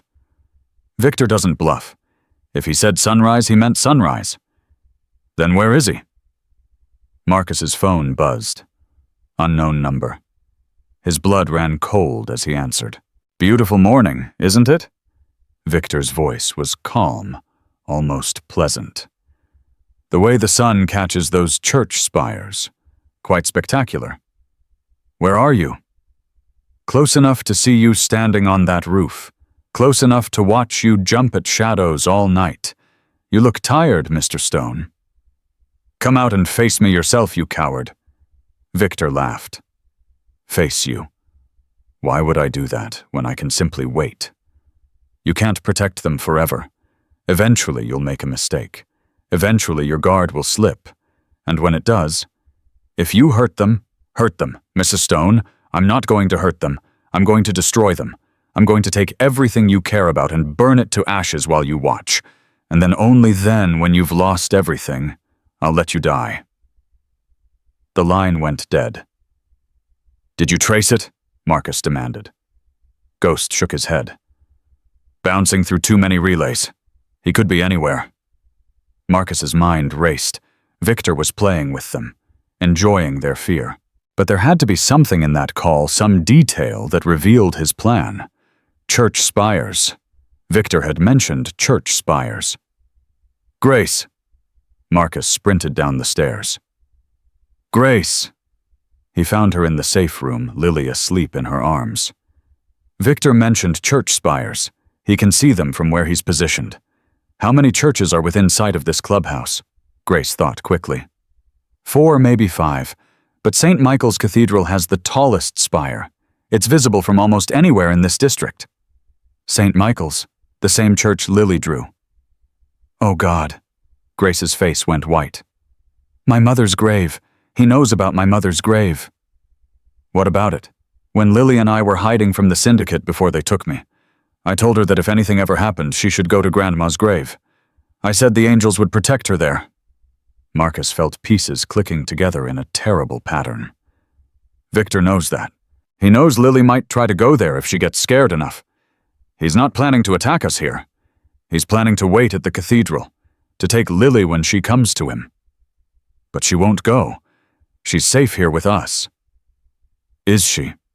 Marcus looked at the sleeping child. Lily has already proven she's willing to walk miles alone when she thinks someone needs help. If Victor finds a way to make her believe her mother is in danger. As if on cue, Grace's phone buzzed with an incoming message. Unknown number.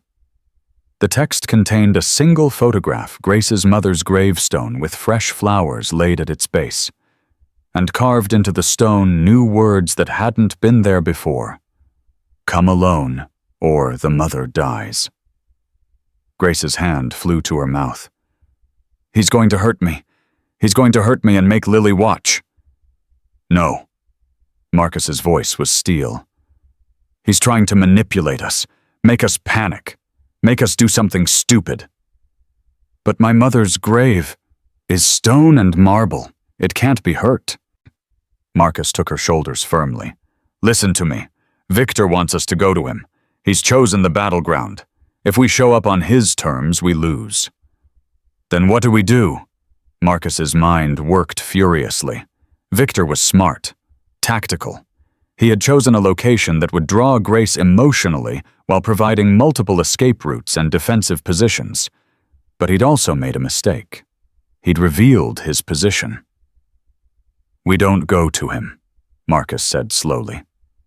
We make him come to us. How? Marcus looked at Lily, still sleeping peacefully despite the terror surrounding her.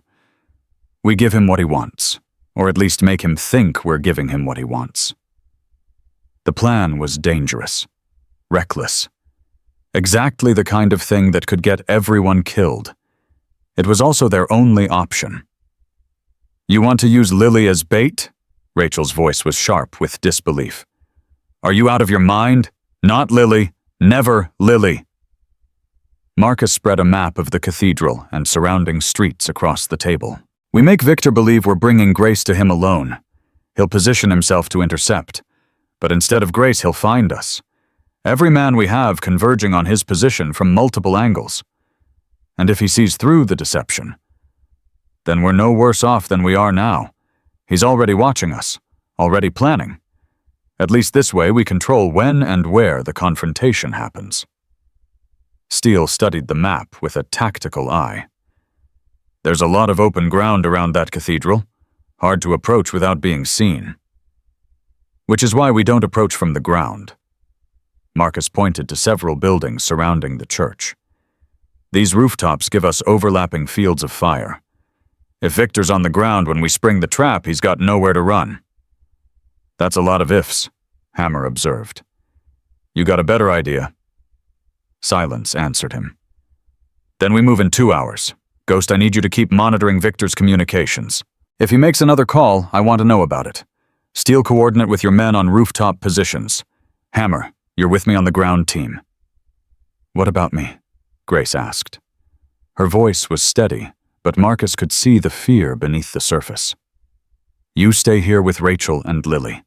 No matter what happens, no matter what you hear, you do not leave this building. Marcus, I mean it, Grace. The only way this works is if I know you're safe. If I'm worried about you, I can't focus on Victor. And if I can't focus on Victor, people die. Grace nodded slowly. Okay. But Marcus, she took his hand. Come back. Please. Lily needs you to come back. I know. He squeezed her hand gently. I will. The approach to St. Michael's Cathedral was eerily quiet. Marcus moved through the early morning shadows with Ghost and Hammer at his back. On the rooftops above, Steele's men were taking position, their rifles trained on the cathedral's entrance and the cemetery beyond. I don't like this, Ghost muttered. It's too quiet. Stay focused. They reached the cemetery wall, and Marcus peered over. The grave markers stretched in neat rows toward the cathedral's rear entrance. And there, exactly where the photograph had shown, was the grave of Grace's mother. Fresh flowers. Carved message. Everything Victor had promised. But no Victor. Where is he? Hammer whispered. Marcus scanned the cemetery, the cathedral, the surrounding buildings. Nothing moved. No sign of life anywhere. It's a trap, he realized. Not for us, for... His phone buzzed with a text from Rachel. Marcus. He's here. He's at the clubhouse, Lily. The message cut off. Marcus felt his world collapse. Go. He was running before the word finished leaving his mouth. Everyone back to the clubhouse now. The ride back was a nightmare. Marcus pushed his bike to speeds that should have killed him, weaving through traffic with complete disregard for his own safety. Victor hadn't been at the cathedral. He'd been watching them leave, waiting for the moment when their protection was at its weakest. And Marcus had given him exactly what he wanted. The clubhouse door was open when they arrived. Broken off its hinges, Marcus charged inside with his weapon drawn, ready for anything. What he found stopped him cold. Rachel was on the floor, unconscious but breathing. 2 of the guards Marcus had left behind were dead. And in the center of the room, tied to a chair, was Grace Chen. Victor stood behind her, his silver teeth gleaming in the dim light, a knife pressed against her throat. Ah, Mr. Stone, right on time. Where's Lily? Marcus's voice came out as a growl. Safe, for now. My associates have taken her to a secure location. If you cooperate, she might even see her 6th birthday. If you've hurt her, she's unharmed. I'm not a monster, Mr. Stone. Children are valuable, worth far more alive than dead. Victor's smile widened. But mothers are leverage. Marcus forced himself to think clearly, to analyze the situation. Victor had Grace as a hostage, and Lily in an unknown location. The moment Marcus made a move, Grace would die. What do you want? What I've always wanted. The evidence. Every copy. Every file. Every photograph. You're going to give me everything Grace Chen collected, and then you're going to watch while I disappear. And Grace Lily? The mother dies. She's seen too much, knows too much. The child. Victor shrugged. Perhaps I'll sell her. Perhaps I'll keep her. I haven't decided yet. Grace made a sound of pure anguish. You're insane, Marcus said. I'm practical. There's a difference. If I give you the evidence, how do I know you'll let Lily go? You don't, but you know for certain what happens if you don't cooperate. Victor pressed the knife harder against Grace's throat. A thin line of blood appeared. Marcus's mind raced. He needed time, needed to figure out where Lily was being held. Needed... Marcus. A small voice came from behind Victor, from the doorway to the back room. Lily stepped into view, clutching her stuffed rabbit. Her face was tear-streaked, but her eyes were clear. Lily, no! Grace screamed. Victor spun, momentarily distracted by the child's appearance. It was the opening Marcus needed. He moved with speed, born of desperation, crossing the distance before Victor could react. His fist connected with the trafficker's jaw just as Ghost's shot took out the knife hand. Victor went down, and Marcus was on him instantly, years of rage channeled into violence that bordered on murder. Marcus, stop! Ghost's voice cut through the red haze. He needs to tell us where the other men are. Marcus froze, his fist raised for another blow. Victor lay beneath him, bloodied and barely conscious. Where are your associates? Marcus demanded. Victor laughed through broken teeth. Gone. The moment I gave the signal. They have instructions. Kill the child if I don't check in within an hour. Then you're going to check in and tell them to release her? Or what? You'll kill me. Victor's silver teeth gleamed red with blood. I'm dead either way. At least this way I take something you love with me. Marcus felt despair threatening to overwhelm him. Victor was right. There was no leverage here. Nothing to bargain with. Lily's already here, a voice said quietly. Everyone turned. Frank Morrison stood in the doorway, Lily in his arms. The little girl was crying, but she was alive. Unharmed. I found her 3 blocks away, Frank said.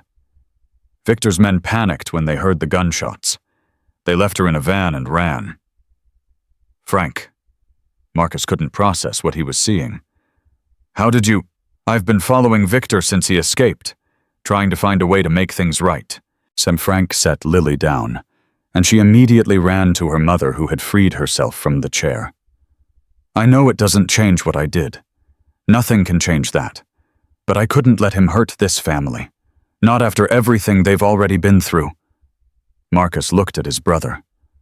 At the man who had betrayed everything they'd been taught to believe in. At the man who had just saved a little girl's life. We'll talk later, Marcus said finally. I know. I'll be here. Frank held out his wrists. I'm ready to face whatever comes. Victor tried to move, tried to escape in the confusion. Steele's boot on his chest stopped him cold. You're done, Steele said simply. It's over. Agent Chen arrived with a full tactical team 20 minutes later. Victor was taken into custody, real custody this time, with enough security to prevent another escape. Frank surrendered himself to federal agents prepared to testify against everyone he'd worked with in exchange for the chance to see his children again someday. And Lily refused to let go of Marcus's hand.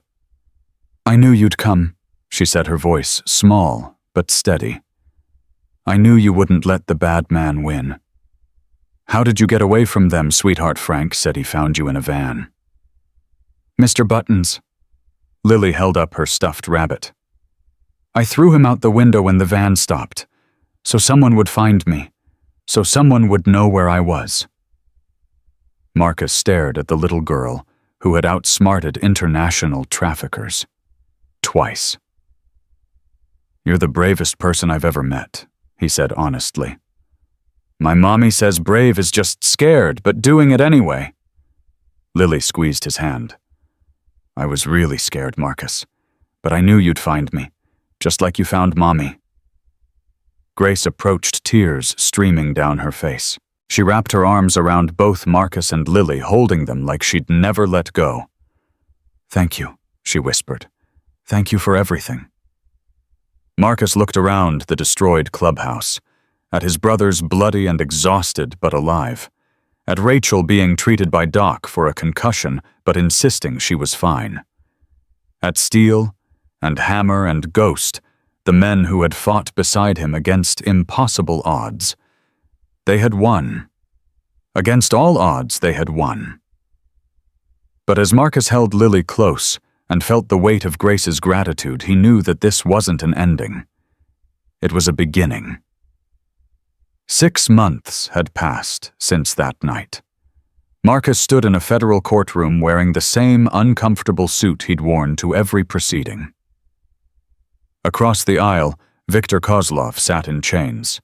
His silver teeth dulled his arrogance, finally broken. "Has the jury reached a verdict?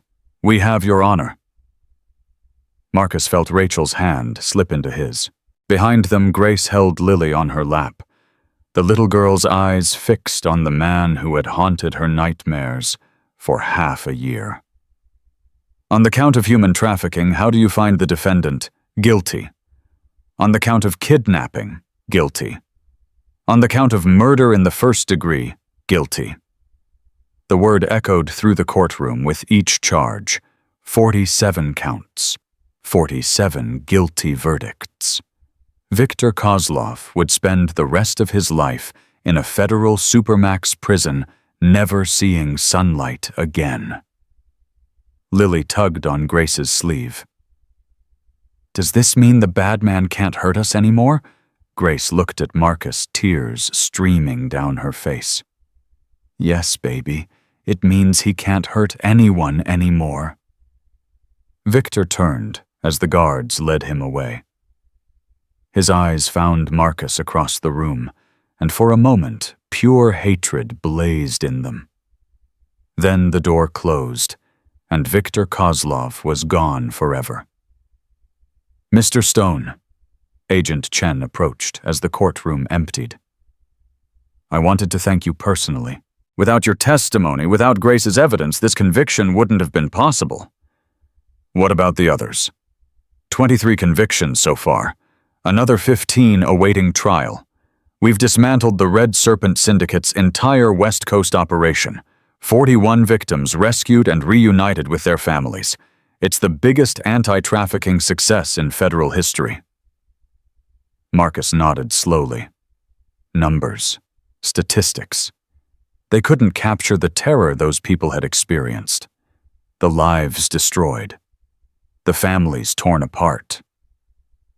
But they could start to heal now. That was something.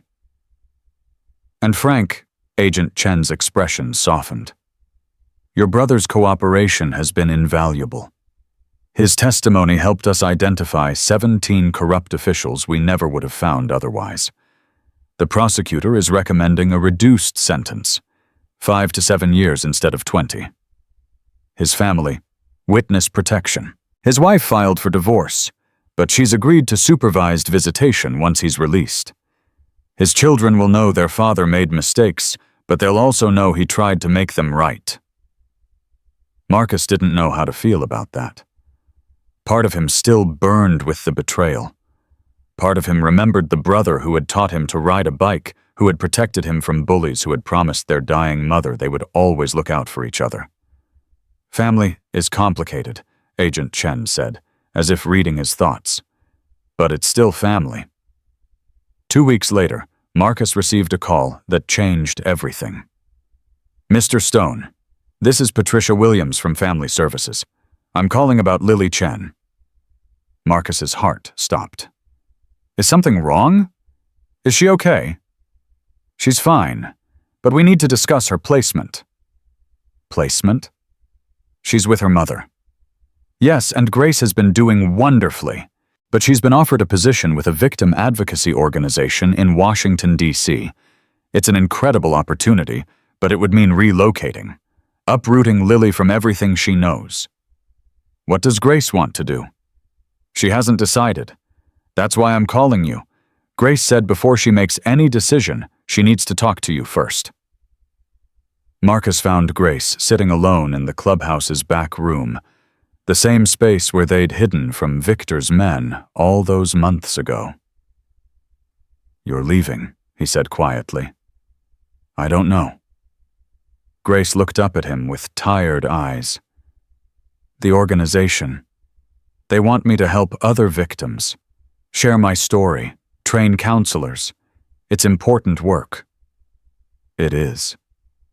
"But Lily," Grace's voice cracked. "She's finally stable, finally sleeping through the night. She has friends at her new school. She has you and Rachel and all these rough men who somehow became her family. How do I take that away from her?" Marcus sat down beside her. "Have you asked her what she wants? She's 5 years old. She doesn't know what she wants." "You might be surprised." Grace was quiet for a long moment. "She asked me something yesterday, something I didn't know how to answer." "What?" "She asked if you were going to be her daddy." Marcus felt the air leave his lungs. "I told her that you're our friend, our protector. But she said that's not the same thing. She said daddies stay forever, and she wanted to know if you were going to stay." "What did you tell her?" "I told her I didn't know, because I don't." Grace turned to face him fully. "Marcus, I see the way you look at her, the way she looks at you. There's something between you that I can't explain and can't replicate. If I take her to Washington, she'll adapt. Kids are resilient. But will you—" The question hung in the air between them. "What are you really asking me, Grace?" "I'm asking if you want to be part of her life, officially, permanently." Grace took a deep breath. "The advocacy organization has a chapter in Los Angeles. I could work there instead of Washington. Stay close. Give Lily stability." But they're offering me the director position in D.C. It's a chance to help hundreds of victims instead of dozens, to make real systematic change." Grace's eyes filled with tears. "How do I choose between my daughter's happiness and helping people who are suffering the way we suffered?" Marcus thought about his own choices, the path that had led him from foster care to prison to the Iron Brotherhood, the violence and darkness that had defined his life for decades. And then he thought about Lily, about the courage she'd shown, the trust she'd placed in him, the way she made him want to be better than he'd ever been. "You don't have to choose," he said slowly. "What do you mean, go to Washington? Take the director position. Make the change you're capable of making." Grace stared at him. "And Lily leaves her with Rachel and me." The words came out before Marcus fully processed them. "She finishes the school year, stays connected to her friends, her therapist, everything that's helping her heal. And you visit every weekend, every holiday, as often as you can. You'd do that? Take on full-time responsibility for a child." "I made her a promise, Grace, the night you were taken. I told her I would take care of her if anything happened to you. This isn't what either of us imagined, but—" Marcus met her eyes. "I love her. I didn't plan it, didn't expect it. But somewhere between that first night and now, that little girl became the most important person in my world." Grace was crying openly now. "Marcus, I can't ask you to—" "You're not asking. I'm offering." He took her hand. "This isn't goodbye. It's not me taking your daughter away. It's us becoming something bigger, a family that doesn't fit any traditional definition but works anyway." "Rachel," Grace said suddenly. "Does Rachel—" "It was her idea." Grace's mouth fell open. "What? She came to me 3 days ago, said she'd been watching Lily and thinking about the future, about what kind of life we could build together." Marcus smiled slightly. "Rachel Torres has wanted to be a mother her entire life. She just never found someone worth sharing that with until now." The formal adoption process took another 4 months, Marcus had expected resistance. A convicted felon with motorcycle gang affiliations trying to adopt a child. The system should have fought him at every turn. But the system for once seemed to understand that family wasn't about paperwork or background checks. It was about love, protection, commitment. Agent Chen testified on their behalf.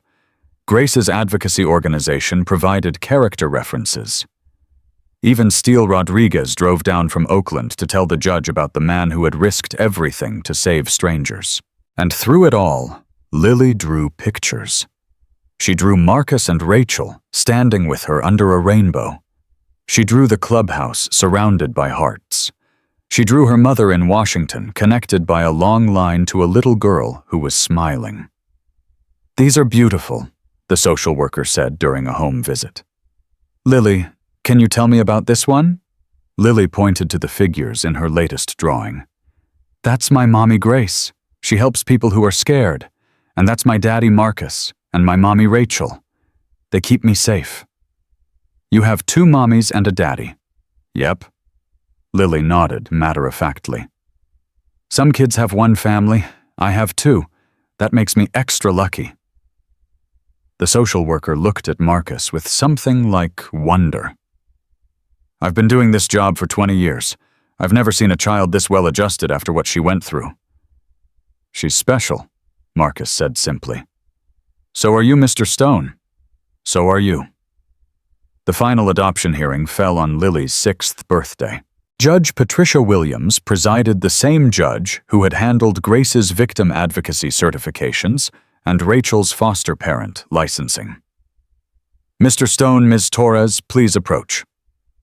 Marcus walked to the bench with Rachel on one side and Lily holding his hand on the other. Behind them, the courtroom was packed. Iron Brotherhood members in their cleanest clothes, Steele and his dragons. Grace watching via video link from Washington. Even Frank, temporarily released from prison for the occasion, sat in the back row with tears streaming down his face. "I've reviewed the reports, the testimonies, and the recommendations," Judge Williams said. "I've also spent considerable time with Lily herself trying to understand what she needs and wants." The judge looked down at the little girl. "Lily, can you tell me one more time why you want Marcus and Rachel to be your parents?" Lily stepped forward, suddenly serious, in a way that made Marcus's heart ache. "Because they found me when I was lost," she said. "Because they saved my mommy when the bad men took her. Because Marcus promised he would keep me safe, and he always keeps his promises." She paused, gathering her thoughts. "And because when I'm scared at night, Marcus comes and holds my hand until I'm not scared anymore. That's what daddies do." Judge Williams removed her glasses and wiped her eyes. "In my 30 years on the bench, I have rarely encountered a case that restored my faith in humanity the way this one has." She looked at Marcus. "Mr. Stone, you have a criminal record. You've made choices that society rightfully condemns. But you've also demonstrated a capacity for love, sacrifice, and redemption that puts most law-abiding citizens to shame." She signed the papers in front of her with a flourish. "It is the ruling of this court that Lily Chen is hereby adopted by Marcus Stone and Rachel Torres. May this family find all the happiness they deserve." The courtroom erupted in cheers. Lily threw herself into Marcus's arms, laughing and crying at the same time. "I have a daddy now, a real daddy!" Marcus held her tight, feeling tears he'd sworn never to shed again, streaming down his face. "Yeah, sweetheart, you do." Rachel wrapped her arms around both of them, creating a circle of love that somehow made decades of violence and darkness worth surviving. 1 year later, the Iron Brotherhood clubhouse had transformed. The bar still served whiskey. The walls still displayed motorcycle memorabilia. But there was also a play area in the corner, complete with toys and books, and a small chalkboard covered in Lily's artwork. The Guardian Project had become official now. a federally recognized organization that helped endangered families escape dangerous situations. Marcus worked with law enforcement instead of against them. Rachel had completed her counseling certification. Even Hammer and Ghost had found purpose in protecting innocents instead of fighting territorial wars. "Daddy," Lily ran through the clubhouse with a paper in her hand. "Daddy, look what I made." Marcus caught her mid-sprint and swung her onto his hip. "What have you got there, sweetheart? It's for my class. We're supposed to write about heroes." She thrust the paper toward him. In careful first-grade handwriting, she had written, "My Hero by Lily Stone." My hero is my daddy, Marcus. He has tattoos and a motorcycle and looks scary, but he is not scary. He is the bravest person I know.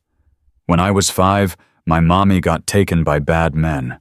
I was scared and alone, so I walked in the rain to find help. I knocked on the door of the Iron Brotherhood and my daddy found me. He promised he would bring my mommy home and he did. Then the bad man got away and tried to hurt us again, but Daddy stopped him. Now the bad man is in jail forever and I have a family. Daddy says heroes are just regular people who do the right thing when it's hard. That makes him the biggest hero ever. The end. Marcus couldn't speak. His throat had closed completely. "Do you like it?" Lily asked anxiously. "My teacher said I should write about firefighters or policemen, but I said my daddy is better because he saved my life for real." "I love it," Marcus managed. "It's perfect." "Really, really." He pulled her into a hug. "But you know what, Lily? You're my hero too."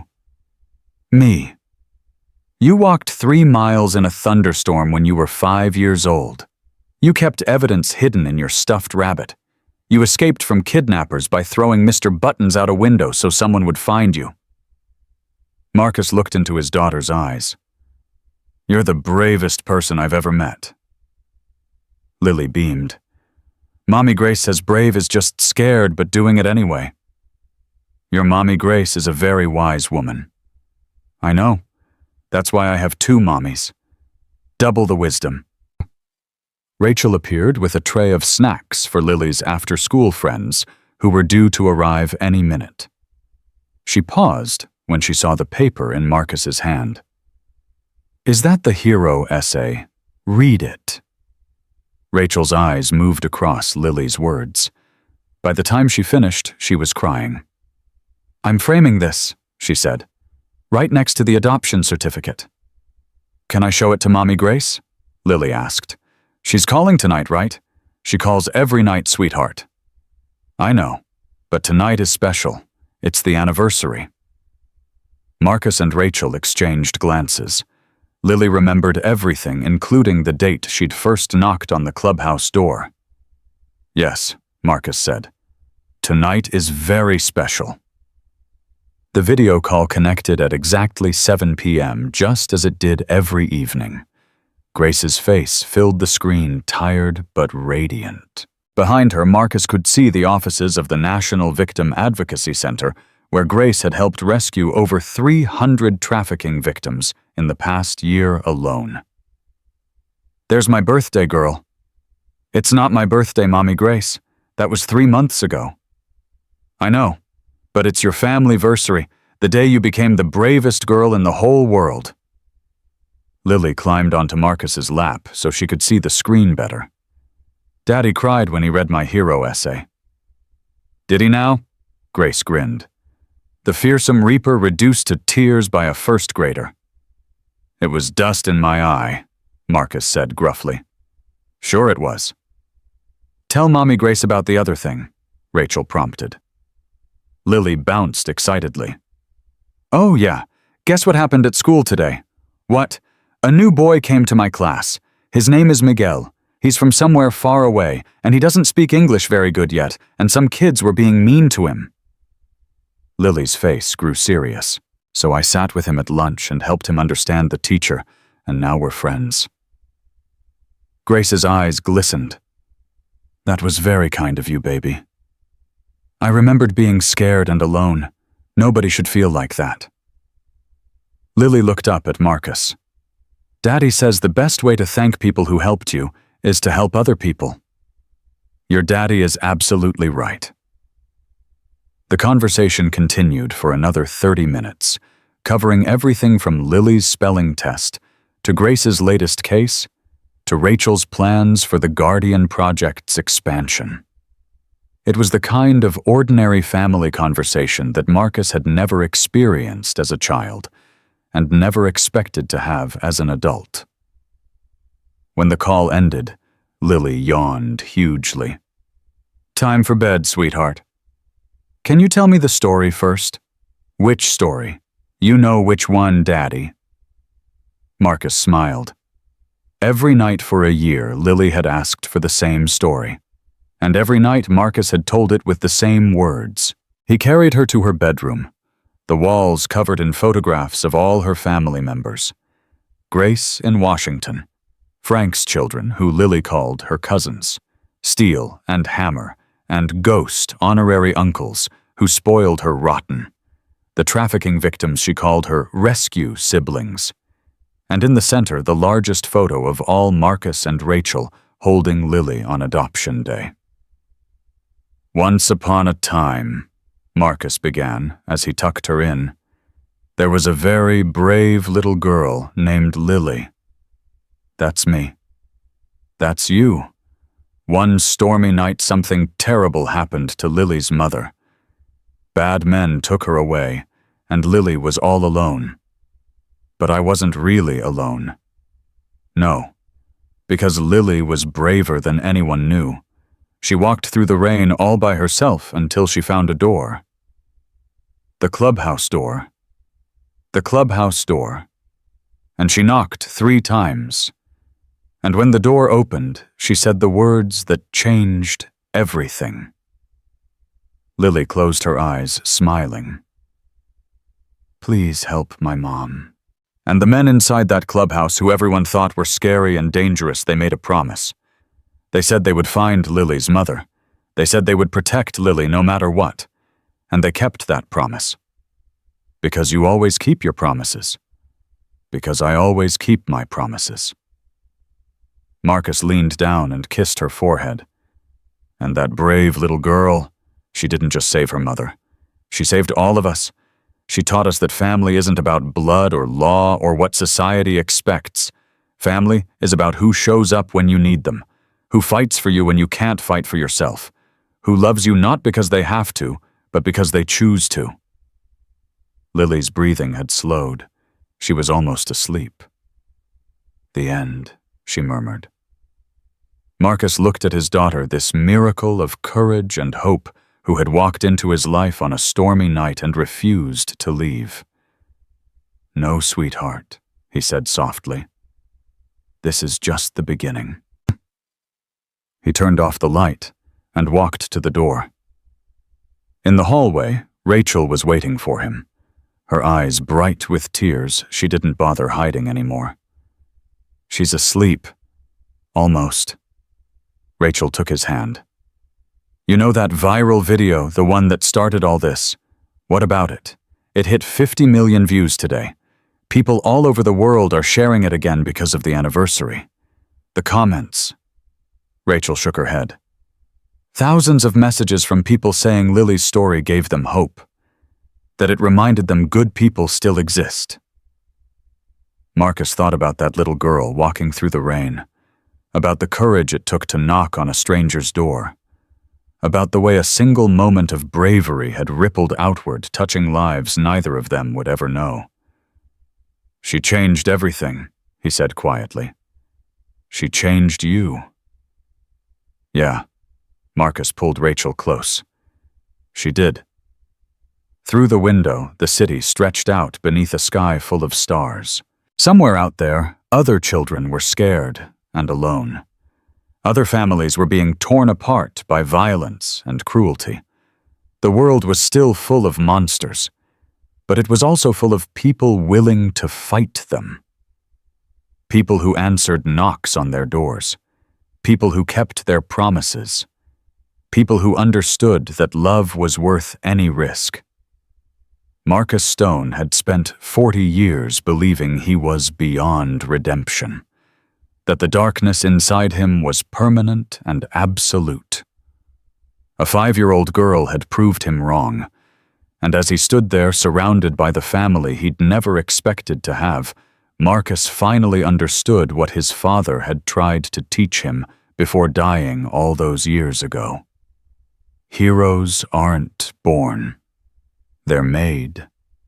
By the choices they face, and the promises they keep, and the people they choose to protect. Marcus had become a hero the moment he opened that door, but Lily had always been one.